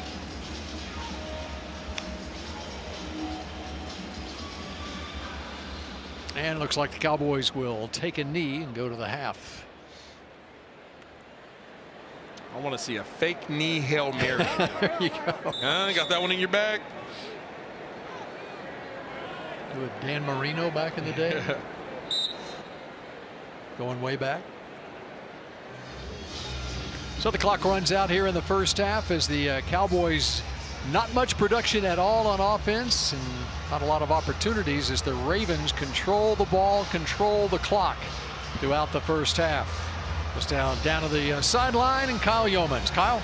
Yeah, Coach, your thoughts through 2 quarters here today? Yeah, well, obviously they're dictating the tempo right now. I mean, they're getting after us pretty good. We got to respond in the second half. Got to convert third downs, got to get stops on third down. They're winning the trenches right now, and that's the story of the game. You mentioned the trenches. How do you get better in the second half? Yeah, keep executing. You know, again, get ahead of the sticks, win some first down, stop the run. Right now, we're not winning first and second down. So we're putting ourselves in third and longs on offense, having third and shorts on defense. So, but we've got 30 minutes to play. So, again, it's the way the game goes sometimes. Thanks, Coach. Thank you. All right, our thanks to head coach Brian Schottenheimer and Kyle Yeomans, who will be joined on the WinStar halftime show in just a moment as we continue from AT&T Stadium in Arlington.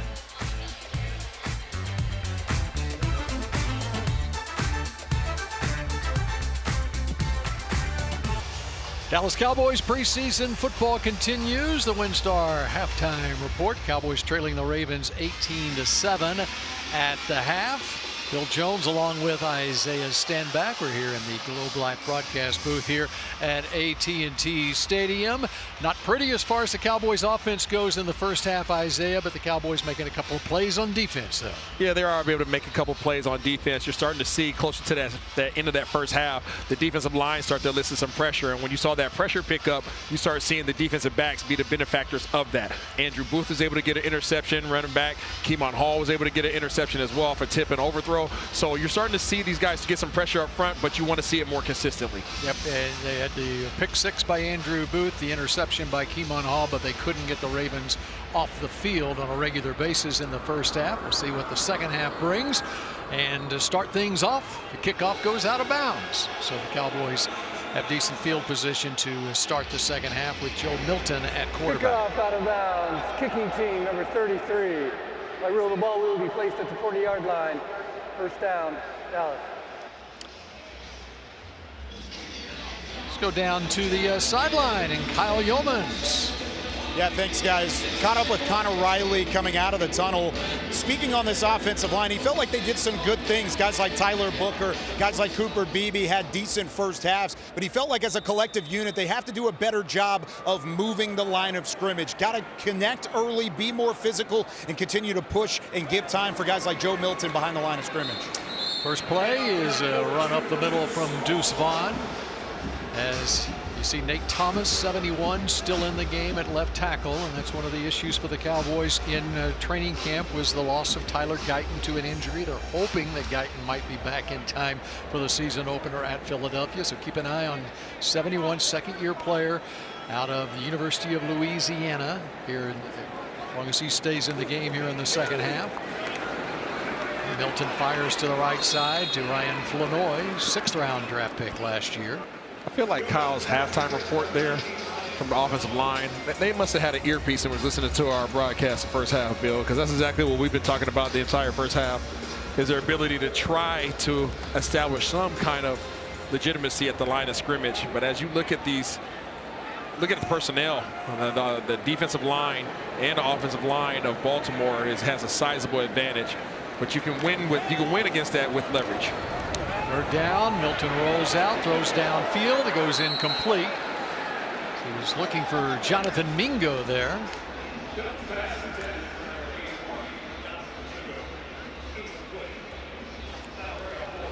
Yeah, you see, again, waiting, and then the ball's just left behind. Third down situation right there. We saw it pop up last week with Joe Milton when he got focused on trying to stiff arm a defender instead of getting the first down. There, he throws the ball behind Mingo with a pretty much impossible play when the yard marker was right there in front of him that he could have just clearly gotten the first down. These are the awareness things that we have to see him and continue to improve on, and that only gets better with the more that he plays. Brian Anger on the punt, 3 and out for the Cowboys to start the third quarter. And the punt goes into the end zone for a touchback. Andrew Booth comes down. He made a nice tackle on the return man. I'm sure that did not have the football. No dirty laundry. Summer. This game is brought to you by Gillette, the official shave of the Dallas Cowboys. Joe Milton and the Cowboys trailing the Ravens here early in the third quarter after a 3 and out to start the third. 18-7 Ravens lead, and the quarterback into the game for Baltimore's Cooper Rush went the entire first half of this game and threw 30 passes. He was 20 out of 30 for 198 yards, 1 touchdown and 2 interceptions. And Devin Leary is now in at quarterback. Leary, by the way, 6th round draft pick of the Ravens last year. Joe Milton, of course, a 6th round draft pick last year of the New England Patriots. From the 20-yard line. And under pressure, Tyrus Wheat gets away from him, slide down. After a pickup of 1.5 yards. It's a good job by this secondary, just really staying in their zones and keeping their eyes on the quarterback. You see everybody's eyes are looking at the quarterback. while Tyrus Wheat continues to try to work. And then once he decides to cross the line of scrimmage, everybody go hunt and get something to eat. Really paying attention to these defensive backs right now, Bill, because the Dallas Cowboys and the cornerback room in particular are very thin. Trayvon Diggs still working his way back from his knee injury. Kalen Carson still working his way back. Shavon Revel, the draft pick this year, working his way back. So you have 3 guys that you know are going to be on this roster, and eventual, most likely your starters, they're all out. So you saw Kaiir Elam earlier that we talked about. Now you have Andrew Booth, who got an interception. Now you have, Troy Pride's in the game right now. We saw Keemon Hall with an interception earlier. So these guys not only are fighting for roster spots, but these guys that you're seeing right now are going to be contributing on this roster against Philadelphia on opening night. And Israel Mukwamu, who's played cornerback, who's moved inside a little bit, played a little bit of nickel. On this series, he's been playing safety, strong safety at that. So you're seeing Coach Eberflus really try to get an idea of who he can count on in this particular drive. Of course, Deron Bland is the healthy returning starting cornerback who is not playing in the preseason, but he is healthy and he's looking good. But there otherwise are a lot of question marks at the cornerback position due to the injuries. Josh Kelly under pressure returns the punt. There is a flag down back at the line of scrimmage. You talked about Deron Bland, and this secondary room is actually one that we would consider to be relatively deep and strong when healthy. And that's the only issue, is when they're healthy, they're going to be a problem for opposing offenses, but they have to get to that point where they are all available. The best ability is availability, and right now, majority of the cornerback room for the Dallas Cowboys are not available. Of course. Holding. Kicking team number 41. A 10-yard penalty will be added to the end of the play. First down, Dallas. Lan Clark, the referee tonight. And that'll improve the field position for Joe Milton. Let's get started here in the third quarter, trying to get something going on offense. This broadcast is copyrighted. Bird's eye view of the game here at AT&T Stadium from the Lenovo Skycam. Smarter technology for all. Cowboys take over on offense from their own 26-yard line here, still early in the third quarter. Brian Schottenheimer, his first year as the Cowboys head coach, trying to see what Joe Milton has to offer here in the second half. And up the middle goes Deuce Vaughn, pushing the pile. Cowboys still have in the game on that offensive line the first-round draft pick, number 52, Tyler Booker, at right guard. And at left tackle is Nate Thomas, number 71, who, as it stands right now, is getting the first crack at replacing Tyler Guyton at that left tackle position. Cowboys going tempo here. And Nate Thomas was a 7th-round draft pick for Dallas last year, so he's another offensive lineman that they invested in, that they want to continue to see given opportunities and take advantage of their opportunities. Trying to get some rhythm going here on offense, but hitting the backfield and dropped is Deuce Vaughn. Keandre Jackson. There's Tyler Guyton, the first-round pick last year. Yeah, this is coming off the backside. You're going to see the guys really working back here. They really just seem to have an understanding of the blocking assignments of the Cowboys. They know that if they cross the face of one of the linemen or tight end, that they're going to take them and they bring somebody else on the outside that's going to be free. Really restricting the running lanes. 3rd and 8. Milton deep downfield.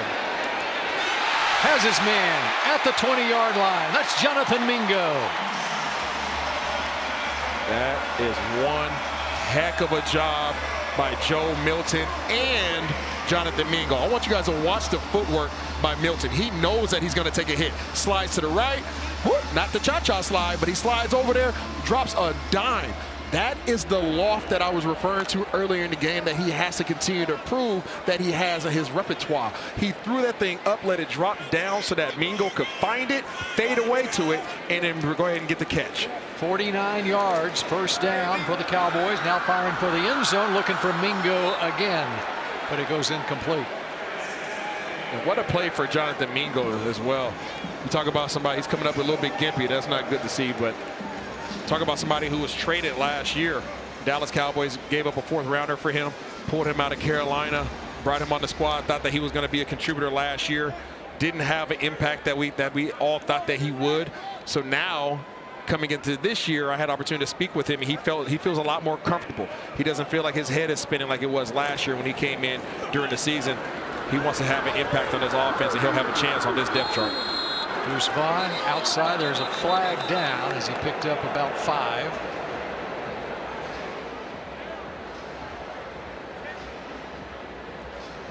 One thing in young offenses you don't want to see. You don't want to see a big positive play like we saw, Bill, and then have something negative happen, like a penalty against you.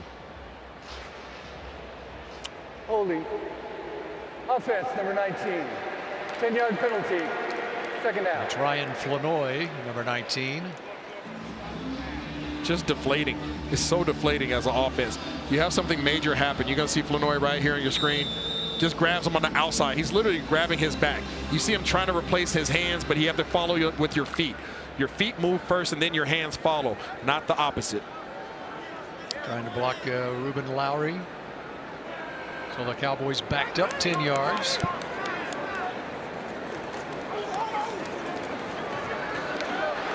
Out to Vaughn. Deuce gets some of it back to the 25-yard line. Typically, you hear the whole crowd saying, Deuce. You didn't hear it as much right there, but it's good to see 4-2 with the ball in his hand. We already talked about numerous times the depth that running back room has right now. Hope that he continues to get some opportunities. But as we continue to talk about this receiver room, it seems as if Tolbert is a sure thing. Turpin is a sure thing. CeeDee Lamb's a sure thing. George Pickens is a sure thing. That's your top 4. Now you have to figure out, are you keeping 5 receivers or are you keeping 6? Are you keeping 5 receivers? Jonathan Mingo's your guy. If you're keeping 6, somebody out here right now is looking to try to secure a spot. There's a tight end, John Stevens, with his 2nd catch of the night. And that'll bring up a 4th down. And Cowboys will bring on their kicker, Brandon Aubrey, on 4th and 5. For those that have never been in that situation, it's almost unfathomable the amount of stress that you have as an athlete going out there trying to do your job to the best of your ability, knowing that you, along with 5 or 6 other guys, are vying for one potential spot. Sounds like you've been there before. Just a handful of times, Bill.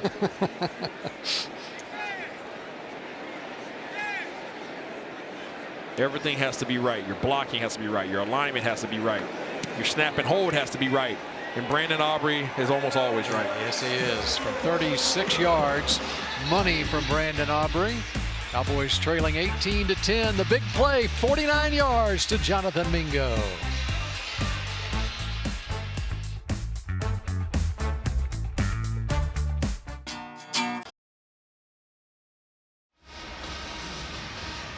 The Ford scoring drive. Ford is the best in Texas. Cowboys go 56 yards in 10 plays, used up nearly 4 minutes of the clock. Jonathan Mingo with a CeeDee Lamb-like 49-yard reception. The big play on that possession for the Cowboys. It resulted in the Brandon Aubrey 36-yard field goal. And now Brandon Aubrey kicks it deep, taken at the 3-yard line. Great kick. Some directional kicking from Brandon Aubrey, and the coverage out around the 30-yard line. Make every day game day with the Dallas Cowboys scratch tickets from the Texas Lottery. Play today for your chance to win up to $100,000, season tickets, and VIP experiences. VIP, that means they get to meet Bill Jones. I'm talking about. 32-yard line is where the Ravens take over on offense here. Again, Israel Mukuamu sitting back there at the safety position. It's not a position we've seen him in before with prior defensive coordinators. But Matt Eberflus wants to see what he's made of back there. Rasheen Ali's getting a lot of run tonight in the backfield for Baltimore, and he picked up about 4. The reason why I continue to bring that up, Bill, is because there's a huge significance there. Can you play corner, Israel Mukuamu? Yes. Can you play nickel for us? Yes. Can you play safety? Well, I'll try. Throw me out there. Yeah, you have to have a willingness to go out there and try things, and that's how coaches find out exactly what bandwidth that you have and how can they utilize you, how versatile can you be, and how much of an asset can you be to them on their roster. Ali into the second level there, gets the first down. Let's go down to the sideline and Kyle Yeomans. Yeah, thanks, guys. Joined now by Tyler Smith, going into your 4th year. It's already crazy to say you're going into year number 4. What's been different about this campaign compared to the other 3 that you've had here in Dallas? I think obviously the most glaring difference is probably the loss of the veteran leadership we had in the offseason and things like that. But I think a big thing is just young guys stepping up. I mean, we've had guys who are playing all sorts of different positions who stepped up when guys have been down. And I think the biggest thing is just that we built every day. We built something every day, and we've gotten better every single day. You talk about these young guys. They're getting a test tonight against a really good defensive front. What have you seen from the guys that have played in this one? I mean, I've seen, strength at the point of attack. I think the biggest thing with this one is just continuing to extend drives. I mean, dominating third down, dominating those situations, making sure that we minimize the self-inflicted wounds with post-snap penalties and pre-snap penalties and things of that nature. And I think, this game's really just getting started, even though it's its 3rd quarter. Everybody enjoys watching the film, the all-22 of you and how you're able to take on specific defenders on a football field. Who do you enjoy watching now this deep into your career, whether it's a teammate or anyone else in the league? Man, there are a couple guys. I really like watching, Trent Williams' game. I love Chris Lindstrom's game. He's a very dominant guard that I like to watch. And there are many others, bro. I mean, Quinn Miernes, Quentin Nelson. Just a lot of great guys. I even go back, I watch Zach's tape. Even though he's no longer with us, I still watch Zach's tape. Because, he taught me so much. And, a lot of those things that, detail-wise that we harp on are on tape. And you can just, look at that tape and really, draw inspiration from a lot of those guys. Earlier this week, a documentary series, Deep Blue, revealed The Wall 2.0, talking about Tyron Smith, Zach Martin, and then, of course, Travis Frederick as well. What would it mean for you guys, the young group up front, to be The Wall 3.0 and to leave a legacy like those guys did? I mean, it's huge for us. Legacy is everything for us. We're trying to win a championship. That's our goal first and foremost. But I think if we stack up every day and just be consistent and just come in with that confidence to dominate each and every opportunity that we get, we'll end up where we want to be for sure. It's always a pleasure talking with you. Good luck this year. Thank you so much. Love listening to the pride of North Crowley High School right here in the Dallas-Fort Worth Metroplex.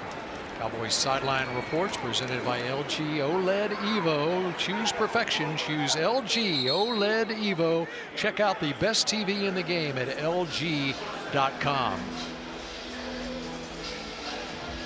Ravens and the Cowboys into the field at the just inside the 36-yard line. A 3rd and short coming up. You look at the offensive line. The Cowboys built the team the last decade with the likes of a Zach Martin, the 2014 draft, the 2013 draft, Travis Frederick, the center, and even going back earlier that with Tyron Smith, and the quarterback sneak by Devin Leary. They get the first down.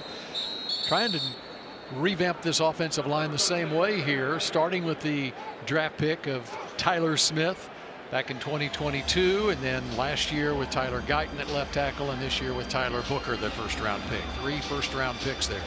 Yeah, the Great Wall of Tyler is what I'm precursoring their name to be, but also not only just in the personnel, but the coaching. They've invested a lot of resources there. Obviously, you go out and you get Clayton Adams, offensive line coach from the Arizona Cardinals, to be your now offensive coordinator, quote unquote, and also you get Connor Riley, offensive line coach for Kansas State. So not only are they expelling resources with personnel, but they're trying to get these guys coached up. Leary was under pressure that time and throws incomplete.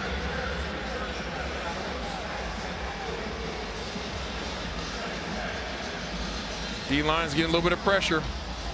It's good to see Darius Harris right there coming off the left side of the screen. Another linebacker that's very competitive. Somebody that, if you guys listened to the broadcast last week, came from Kansas City, where he did what, Bill? He won Super Bowl rings. How many of those things? 3 Super Bowl rings. Time and place. The guy who's been a core special teamer throughout his career. Deep down the right side, looking for Dayton Wade down near the goal line with Troy Pride defending. Pretty ball, though. Pretty ball. Just need a little bit more umph on it. Trying to fit it in between the corner and the safety. This is kind of where earlier we talked about Joe Milton trying to drive that ball to Jonathan Mingo up on the opposing side of the screen earlier in the game. That's more so where you want to be, away from the safety, so that if the ball doesn't get caught, it gets dropped or it goes out of bounds, and it's not a harm to be intercepted. So 3rd and 10 for Devin Leary and the Ravens here.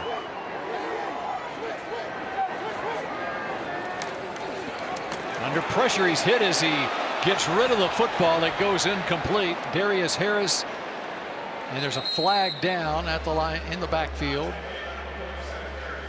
I believe you're going to get a hit to the head by Darius Harris.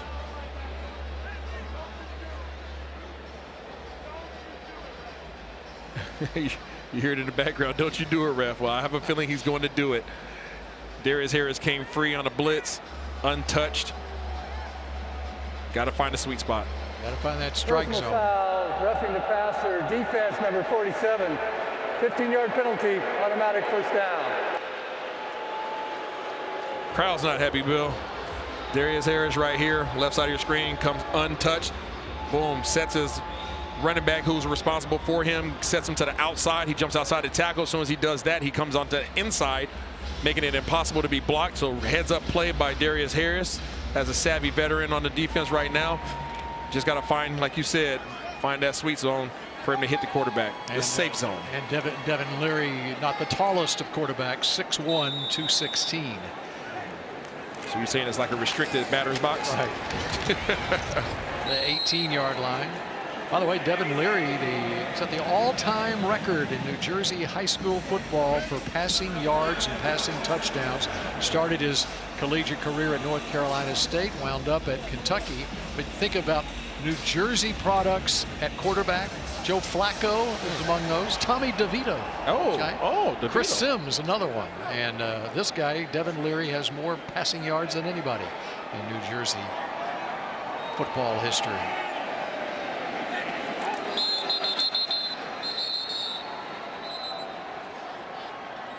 Little false start, a little anxious.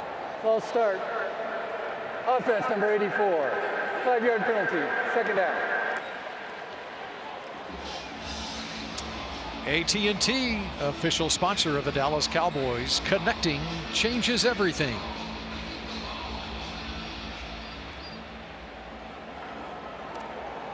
Good test for this Dallas defense now here in the red zone.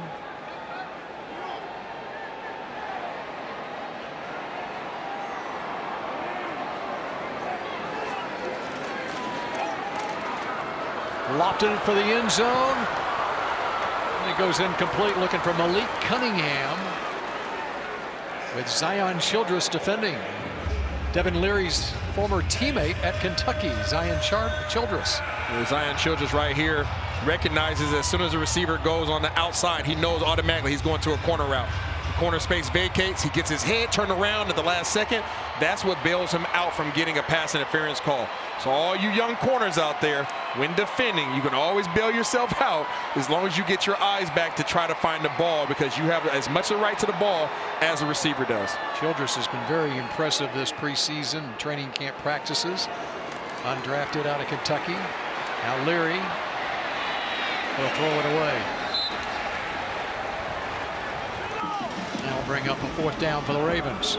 You know who was in front of Leary? Tyrus Wheat. Tyrus Wheat, his presence just makes you just want to get rid of the ball. Earlier we saw the fumble, and then we see him throw it away right there. Yeah, I mean, Leary did a great job not fumbling early in this half when Wheat put his hand on it and tried to strip him down and back at their own 10-yard line. Wheat, somebody who, again, like Keemon Hall earlier with the interception, he just shows up every single year for the Cowboys. And I know he sure is hoping that this is the year that he makes the roster. And Tyler Loop with the field goal. And it looks like a very normal score now for Baltimore. 21 points here in the 3rd.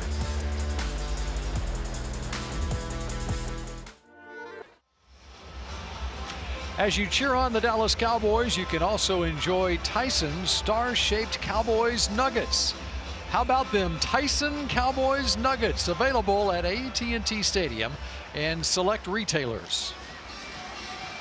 Question is, what type of dipping sauce are you using with your nuggets, Bill? What's your preferred? I'm going barbecue. Yep. Barbecue guy. I like the buffalo sauce. You're your buffalo guy. Yep. I get the sense that our buddy Mickey Spagnolia, I think he's a ranch guy. No? We got Will Greer with helmet on the sideline. See if he gets into this game. As got into the last game after Milton left with an injury. Josh Kelly up to the 30-yard line.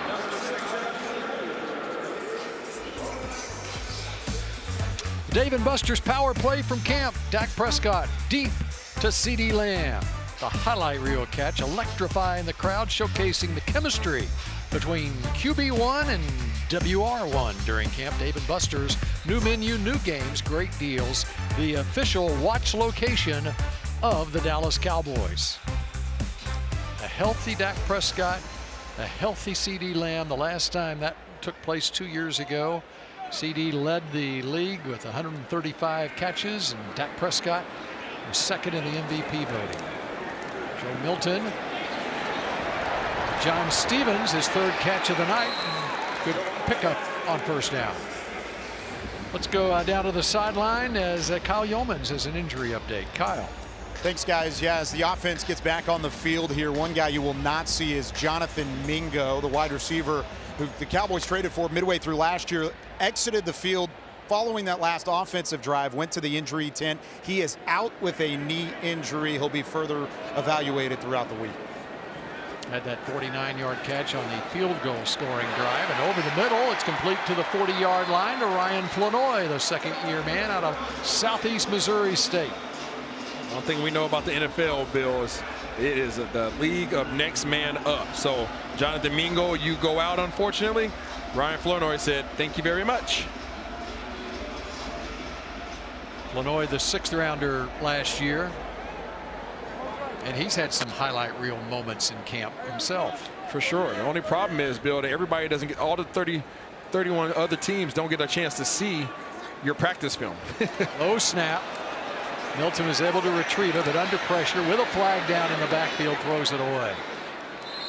So that's why these preseason games are so important, because you can have the best camp of your life, but the only people that see it are the people in that building. You know, it's important to take advantage of your opportunities when you touch the field out here on game days. Dak Prescott talking with Steve Shimko, the quarterback's coach. Holding. Offense number 76. 10-yard penalty. Replay, first down.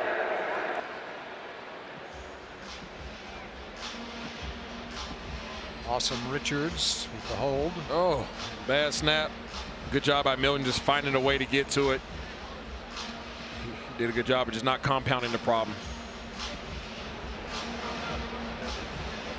Sometimes you got to just take it negative. Don't make it a double negative. TJ Bass had a couple of low snaps last week, playing center for the first time as a starter. Of course, Cooper Beebe started this game. Brock Hoffman is his backup. And on the run, Milton run out of bounds.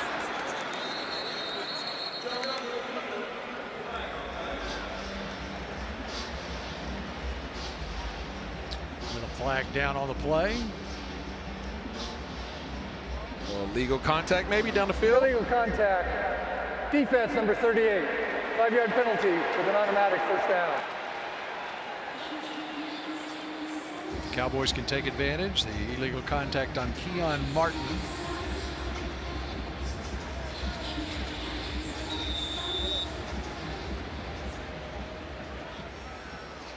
See Kelly working up here. Oh, yeah. Oh, and he mushed him in the face. That's a football term. He mushed him in the face. Yeah, mush is one of the most disrespectful things somebody can do to you. Just put their palm in your face and just mush you. Bill Moffo mushes a lot of defenders. He gets 9 yards. The rookie, undrafted out of seventh rounder out of Clemson. He had a solid college career, huh, Bill? Yes, exactly. Very productive at Clemson. I like Played his with style. a torn labrum last year too. Played hurt. Built for it tough. He does a good job of getting his shoulder squared downhill. He's one of those big physical bruising running backs.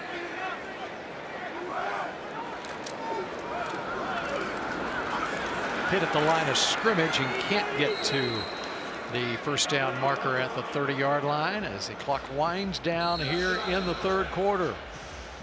This is the end of the third quarter. Cowboys with a third down play when we start the fourth quarter in just a moment.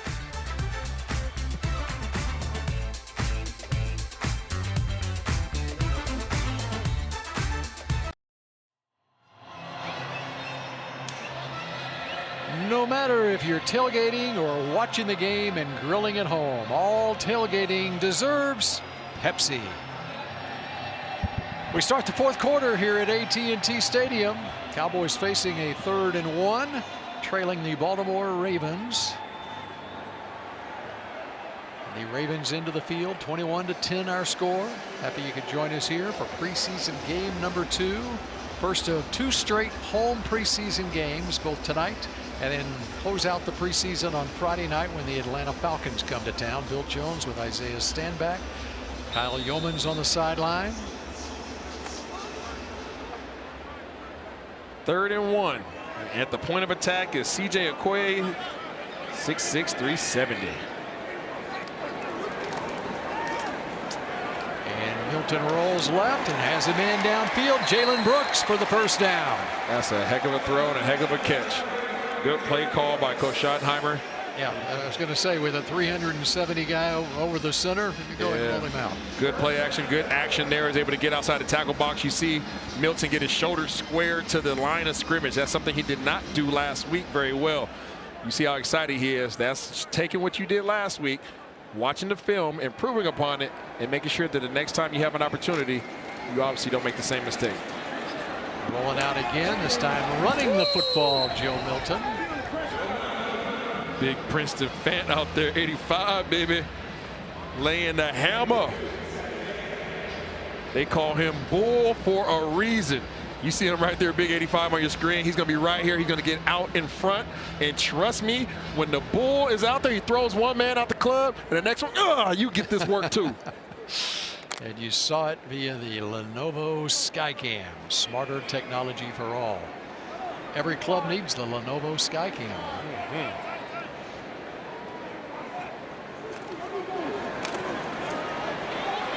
Looking downfield to Josh Kelly. TJ Tampa defending.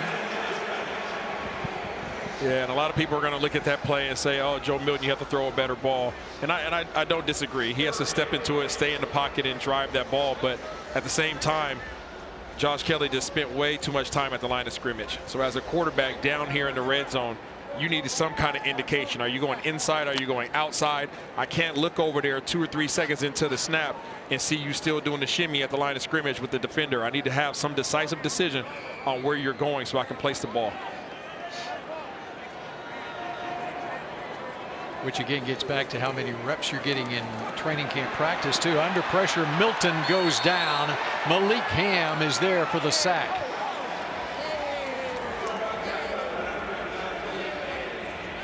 Very difficult here.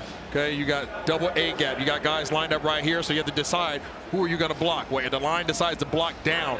By blocking down, you leave one man at the line of scrimmage unblocked. It's something that we saw last year from Dallas defensive coordinator Mike Zimmer. Is one of his favorite things that he likes to do, because you have an even look on the defensive front and the offensive line doesn't know truly which side you're going to bring pressure from.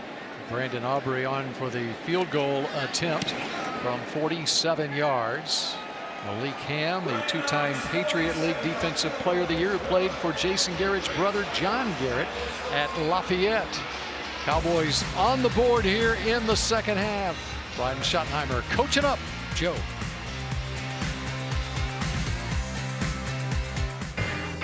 WinStar World Casino and Resort. Let's go 41 yards in 10 plays. Took a little over 4 minutes. Results in a 47-yard field goal by Brandon Aubrey to get on the board here in the second half. Joe Milton leading the way, and it's all of a sudden a 1-score game. Baltimore leading Dallas 21-13. The Ford scoring drive. Ford, the best in Texas. So you're saying there's a chance. All right. We got action, Bill. That's what I'm talking about. Didn't feel that way through the first half. No, he didn't. Another great kick by Brandon Aubrey. And the return here by Keon Martin. Not great coverage of that great kick. Let's talk a little C.D. Lamb, the 4-time Pro Bowler out of Oklahoma. What kind of numbers has he put up the last 3 seasons? Well, he leads the entire league with 343 receptions since the start of the 22 season. And the receiving yards, 3rd most in the NFL, over 4,300. Prime for another big season this year. Devin Leary and the Ravens from the 48-yard line. And running right up the middle is Dearness Johnson. And speaking of CD, he's down on the sideline with Kyle Yeomans. Yeah, speaking of CD, I like the sunglasses indoors. The look is incredible. Fans are excited to see you back on the field. How much are you chomping to get back out there? I'm excited. I told a couple of the guys the last time I was out here, Cooper Rush was on our team. But it's definitely a surreal moment. I'm happy for the guys, happy they get to come out here and compete and put some hat on somebody else. I asked Tyler Smith about the young offensive lineman. I'll ask you about the younger wide receivers. You're one of the veterans in the group now. What's it been like transitioning into that veteran role and being a voice in the locker room like that? It's different. Obviously, for me, I'm not really much of a big speaker, but I've taken this role with full responsibility, and I feel like I'm the guy for it. I've been here, I've seen a lot, I've done a lot, and I feel like I'm in no better position. So you talk about the position, you and Dak back on the same page, you get George Pickens in the fold. What's it been like through training camp, having all 3 of you guys healthy and building toward opening week? It's been fun. Just watching GP and Dak cook, that's obviously, I feel like it's a bit underrated right now. So can't wait for those guys to unleash, and obviously, I'm going to be on the other end of it and doing my thing. So camp has done as well. Happy to be back here in Dallas and can't wait to continue that thing going. What can fans expect out of that group? And you can add in the other wide receivers, but just the passing game as a whole, how much can you expect out of this group?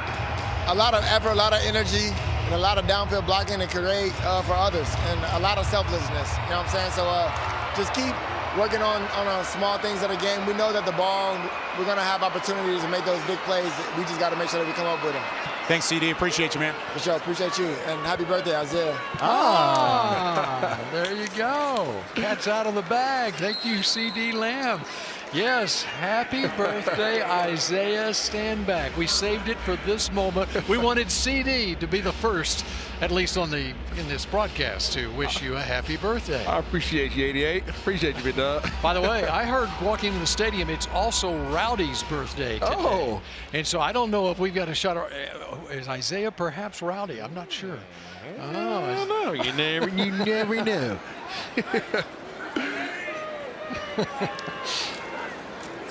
Devin Leary. I finally turned 21, Bill. There you go. That's right. Down inside the 10 and tough running. Down to the 5-yard line.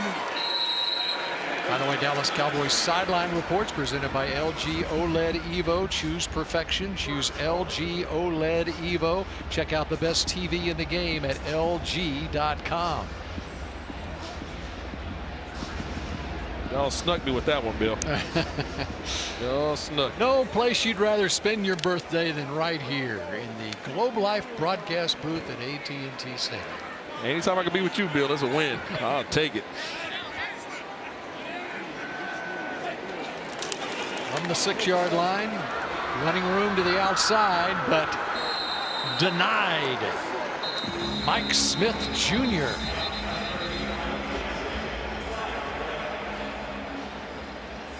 He's another player who's flashed a lot in practice. I know everybody doesn't necessarily have the eyes to be able to see what takes place at training camp, but Mike Smith has been one of those guys that has been a very consistent contributor. Foul, face mask, defense number 55. Half the distance from the end of the play, first down. That's Justin Barron, linebacker, undrafted out of Syracuse. Mike Smith out of Eastern Kentucky. Started his career at Appalachian State. And those are the plays that we talked about earlier. You can't have a positive play and then follow it up with something negative. You just had a great stop by one of your cornerbacks that's contributing in the run defense, and now all of a sudden you give the Baltimore Ravens a first down inside the 5-yard line. And now into the end zone goes Dearness Johnson, and the Ravens add to the lead. We brought it up earlier in the broadcast about the defensive line really choosing sides, right? So the D-line is going to choose to go all to the left. Well, the offensive line is going to say, well, since you want to go that way, I'll send you that way, right? So they literally just wash the entire defensive line out of the picture. It makes it about as easy as it can be for the Baltimore Ravens to score a touchdown. It's bread and butter stuff from Todd Monken's offense with the Ravens, which led the league in rushing last year. Of course, with the big guy Derrick Henry and Lamar Jackson running the football. And a big fullback like Patrick Ricard, and like an extra offensive lineman in the backfield, 300-pounder. Now, that's not like a full. That's an offensive lineman. That's exactly right. 28-13, Ravens lead it here in the fourth. It's just like I imagined. The creators of Buffalo Casino Games brings you Cowboys-themed casino games developed by Aristocrat. Find America's team on and off the reels now at a casino near you.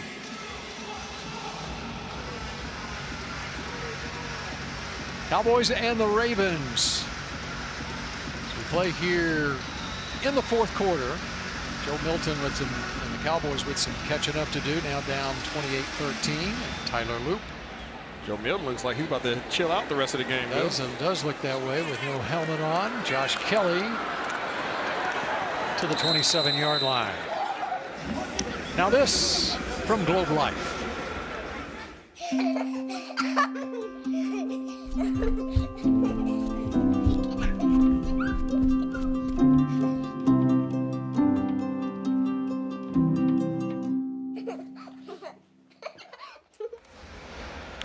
New quarterback in the game for the Cowboys. It's the veteran Will Grier. We saw a little bit of him last week. He scored a touchdown. He came into the game in relief of Joe Milton. Starting at the 27-yard line. Trayshawn Holden and one wide receiver spot. You got Jalen Brooks in the slot on the left side. And Grier throwing downfield to his tight end. That's Princeton Fant. Really good Hopefully job. He's okay. Really good job by the offensive line providing time. Really good job by Princeton Fant working the seam. Okay, you're going to see him work literally right up the seam away from the middle safety. Great ball by Will Grier. The Bull took a shot there, but he was able to secure the catch. And slowly coming off the field, trying to do it under his own power. He was nicked up earlier in camp. Comes in and makes a play right there to jumpstart things here. A pickup of 33 yards to the 40-yard line. Yeah, again, that was just a veteran play by Will Grier, holding the safety in the middle of the field, understanding that the biggest arch nemesis to a single high safety is seam routes. Hold that safety in the middle so that you can hit the guy that you really know can take advantage of that particular type of defense. Grier now 30 years old, for a third-round draft pick. We'll throw that one away.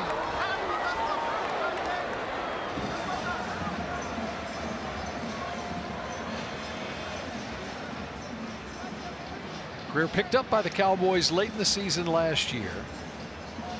You know, it was in the preseason 2 years ago.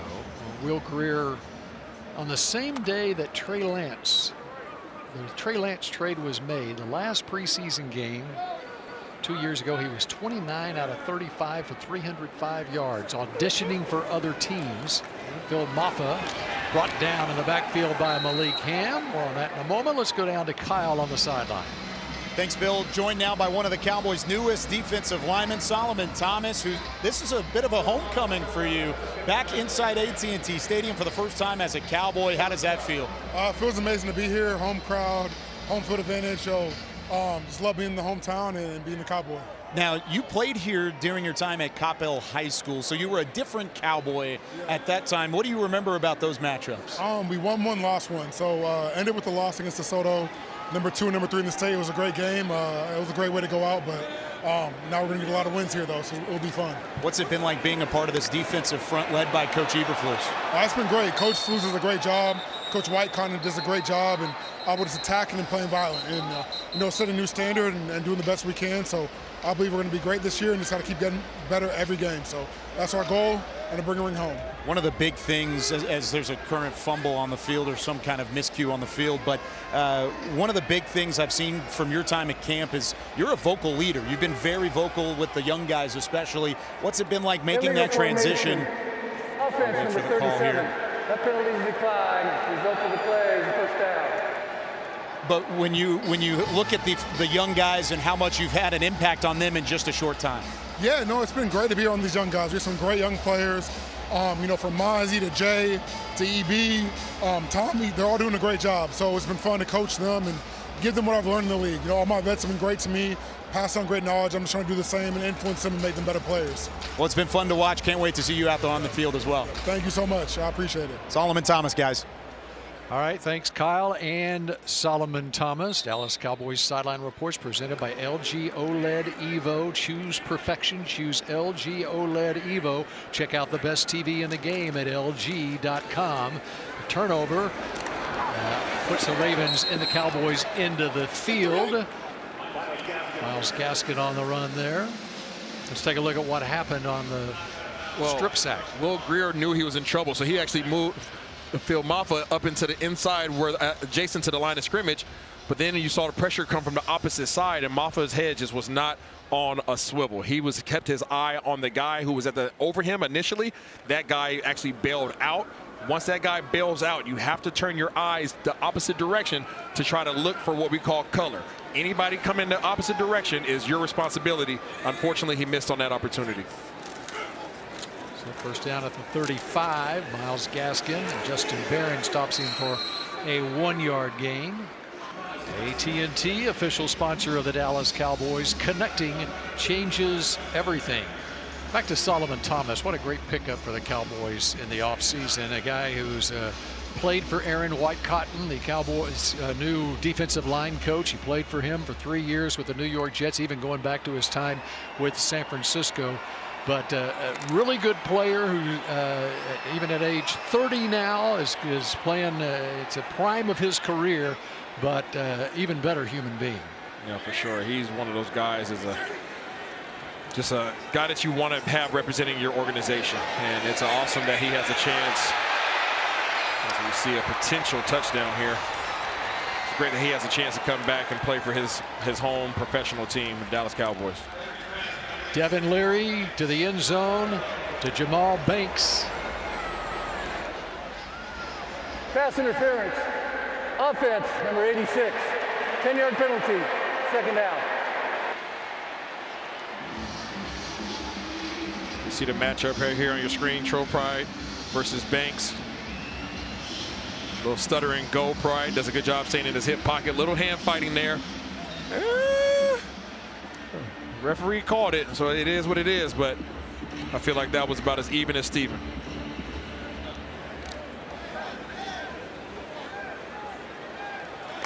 So bring it back to the 44-yard line.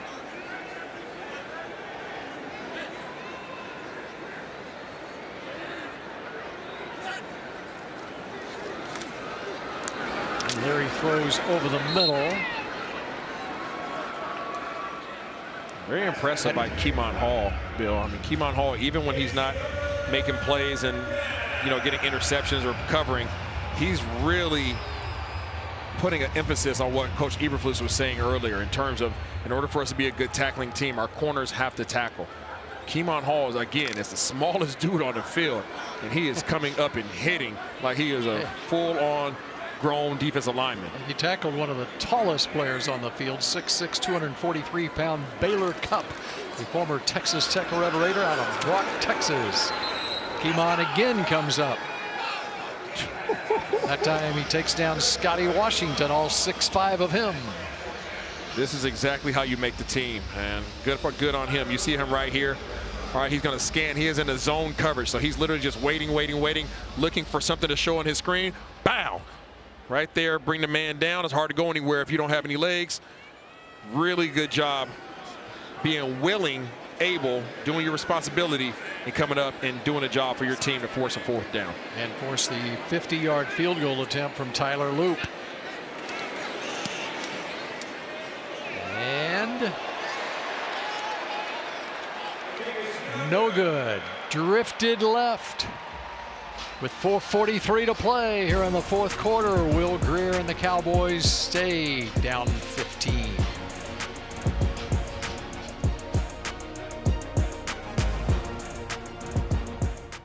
There is less than one. The Lenovo Skycam, smarter technology for all, as we bring you Dallas Cowboys preseason football with less than 5 minutes to play. Will Grier, second quarterback of the night for the Cowboys. After the missed field goal, Cowboys take over at their own 40-yard line. Malik Davis in the backfield alongside Grier. With a flag down, he'll dump it off incomplete.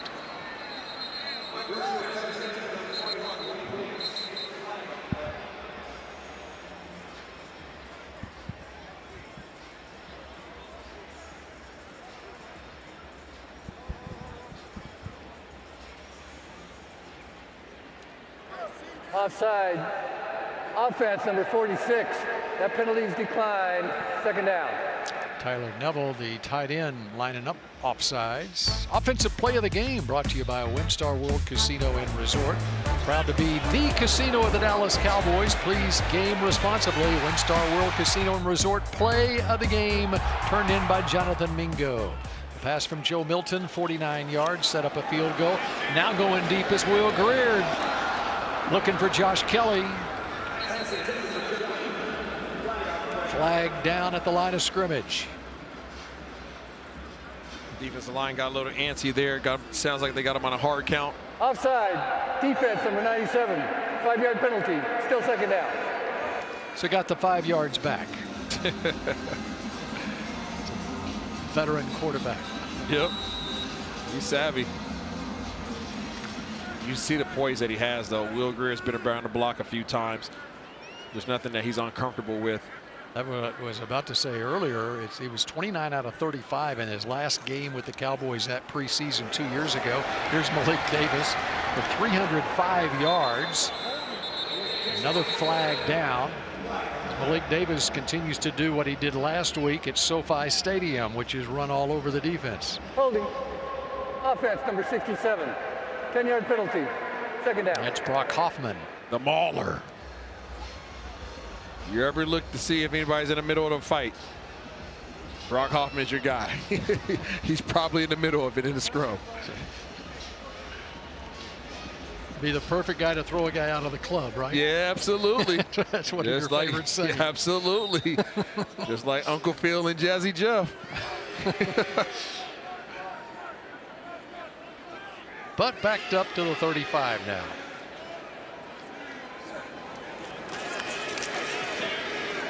Firing over the middle high and goes incomplete, looking for Neville. And that was Jay Higgins defending, the rookie linebacker out of Iowa. It's a good job by Tyler Neville, just sitting in the middle of the zone in between 2 defenders. Will Grier just let that ball sail on him a little bit. Got to put it right between the numbers. You make him reach up, go up above his wingspan, he's going to pay the price for it. He's probably not going to come down with any reward.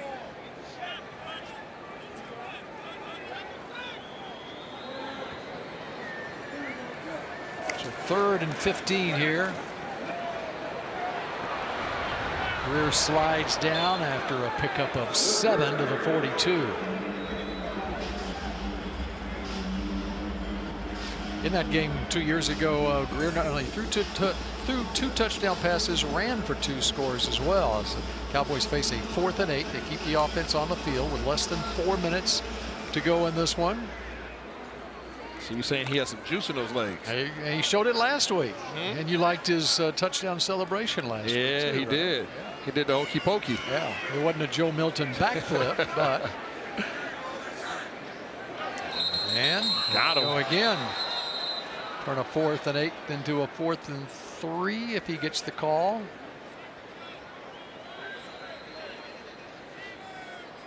Will Greer's confused as to why they stopped the play because he hard counted, seemingly got the D-line to jump over. False start.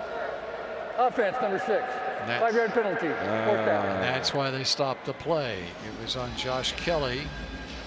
So Will Greer won the matchup at the line of scrimmage. This was all perfect, but this was the culprit right here. A little flinch. Ugh. That drew his own man offside. Yeah, absolutely.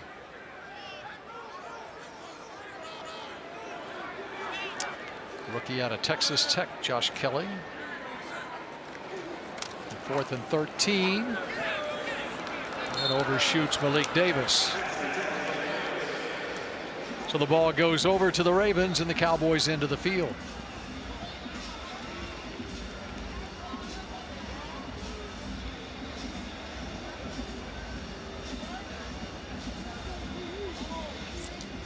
That wasn't great body language by Coach Schottenheimer. No, it wasn't. There. I can only imagine his frustration after this offensive performance. Somebody who is given the head coaching, well, not given, earned the right to be the head coach for the Dallas Cowboys, who takes a lot of pride in his offensive prowess, and for his offense to put out a showing like this, I can only imagine how frustrating that is. By the way, one thing on Will Greer, he's gotten very few snaps in training camp. They've given Joe Milton every opportunity, with the majority of the second team snaps behind Dak Prescott.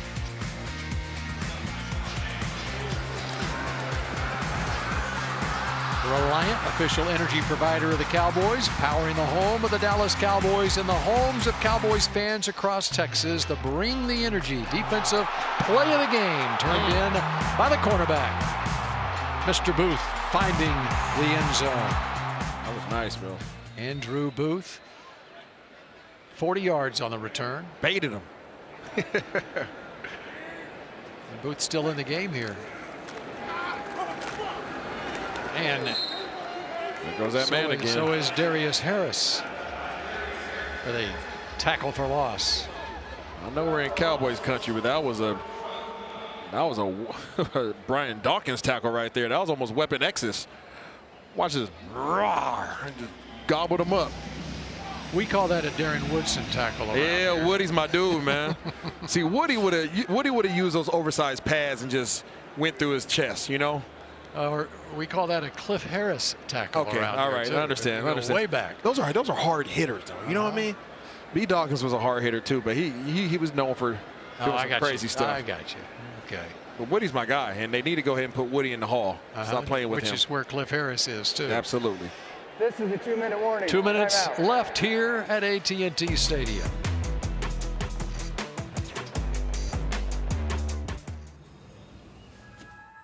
Aren't you going to miss the game? Start working on your victory dance with the new Dallas Cowboys scratch tickets from the Texas Lottery. Play today for your chance to win up to $100,000 instantly. Huh? $100,000 instantly. So talk about Bill Jones money now. You know what, though? We can talk this time of the game. We talk about players of the game, and you know who the player of the game, in my estimation, is? Who you got? I got Isaiah Stanback. Oh. A guy who has battled back from back surgery earlier this week to make it to the broadcast booth. You're almost there, Isaiah. You got 2 minutes left. I'm holding on. Literally holding on. Isaiah is the man of the hour tonight, let me tell you. Unfortunately, you got to ride home. Now you just got to figure out how to get to your car. Up the middle. My surgeon texted me in the middle of the game. He said, "You're crazy." Couldn't leave you hanging, Bill. You would be scoring some points with this coaching staff, playing through pain. Isaiah Stanback, and you can't wait to get back in to shape, or Yes. you get back in the weight room and your own little victory dance. Absolutely. This little belly of mine got to go. It's amazing what can happen if you don't work out for 4 or 5 days. Tyler Loop, the place kicker, is on as the clock winds down.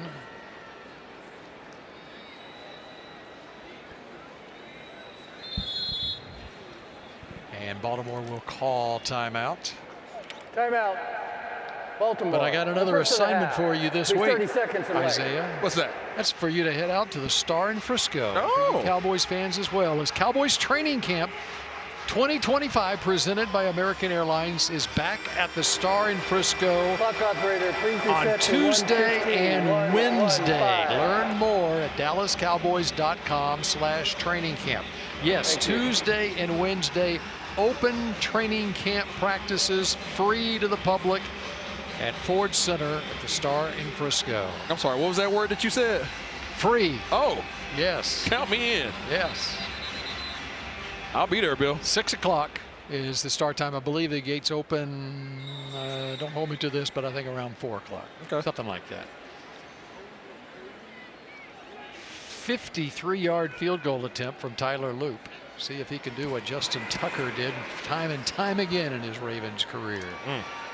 And he is able to knock it home from beyond 50 to add to the lead. 31-13, the Ravens lead. Looking ahead, yes, the Eagles at Philadelphia. Thursday night football, September 4th. The home opener against the Giants, September 14th. Then you got the Bears and the Packers in September. And then it gets rather daunting in the last half of the schedule, especially Thanksgiving week. That's when you host the Eagles, okay? And then you've got the Chiefs on Thanksgiving Day, at the Lions, the Vikings, and the Chargers. Actually, that's at the Eagles the week before. So you're saying Super Bowl champions, Super Bowl contenders, really good NFC teams, and then a rebuilt Chargers team, and then your old head coach. It's the toughest 6-week stretch in the history of the NFL in terms of the one-loss record last year for those 6 opponents there. I feel like all those guys are in the playoffs, Bill. Yes. Right. And like with double-figure win seasons. But that was last year. This is this a year. whole new it's year. a new year. That's right. That's right. Shoddy time. Dallas Cowboys single-game Short tickets. free kick. Kicking team number 33. By rule, the ball will be placed at the 40-yard line. First down. Dallas. Single-game tickets on sale now. Limited tickets for the 2025 season at AT&T Stadium, available on dallascowboys.com/tickets. Act fast. Cowboys hopeful that Trayvon Diggs, number 7 there, will be back as fast as possible, coming off his knee surgery in January. Cowboys will just hand it off up the middle here. Jeez. I just got thrown over the pile there. Thrown out of the club. Malik Ham. I like it, Bill. No white tees allowed. I'm learning from you. That's how I know you've been around me too long. I don't know if your South Lake community is going to understand what the heck you're saying. What are you talking about, Bill? Who are you throwing out the club? We don't even have any clubs in South Lake. We have fitness centers. And under pressure and dropped. It's not how you career. Not how you want to end the game. What will be, keeping in mind, there's a lot of those people playing on Thursday night, September 4th, are watching on the sideline right now. But True that. What do you think it's like at practice this week? I don't think you're going to get a happy version of Coach Schottenheimer. I think that he's going to be pretty frustrated, especially coming off of last week's loss and seemingly not addressing the areas of concern from last week, almost seemingly compounding the issues from last week coming into this week. I know you mentioned that Baltimore Ravens had 50 plays in the first half. A lot of things have to get shored up. So you like to see progress as a coach. You're okay with areas of concern as long as they get addressed during practice and you see your fruition show up in the games, but we didn't see that today. Yep, time of possession 40 minutes 11 seconds for the Ravens in this game. But let's do it again on Friday night when the Atlanta Falcons come to AT&T Stadium. It's a 7 o'clock kickoff on Friday for Isaiah Stanback and Kyle Yeomans. I'm Bill Jones. We appreciate you joining us here for Dallas Cowboys preseason football.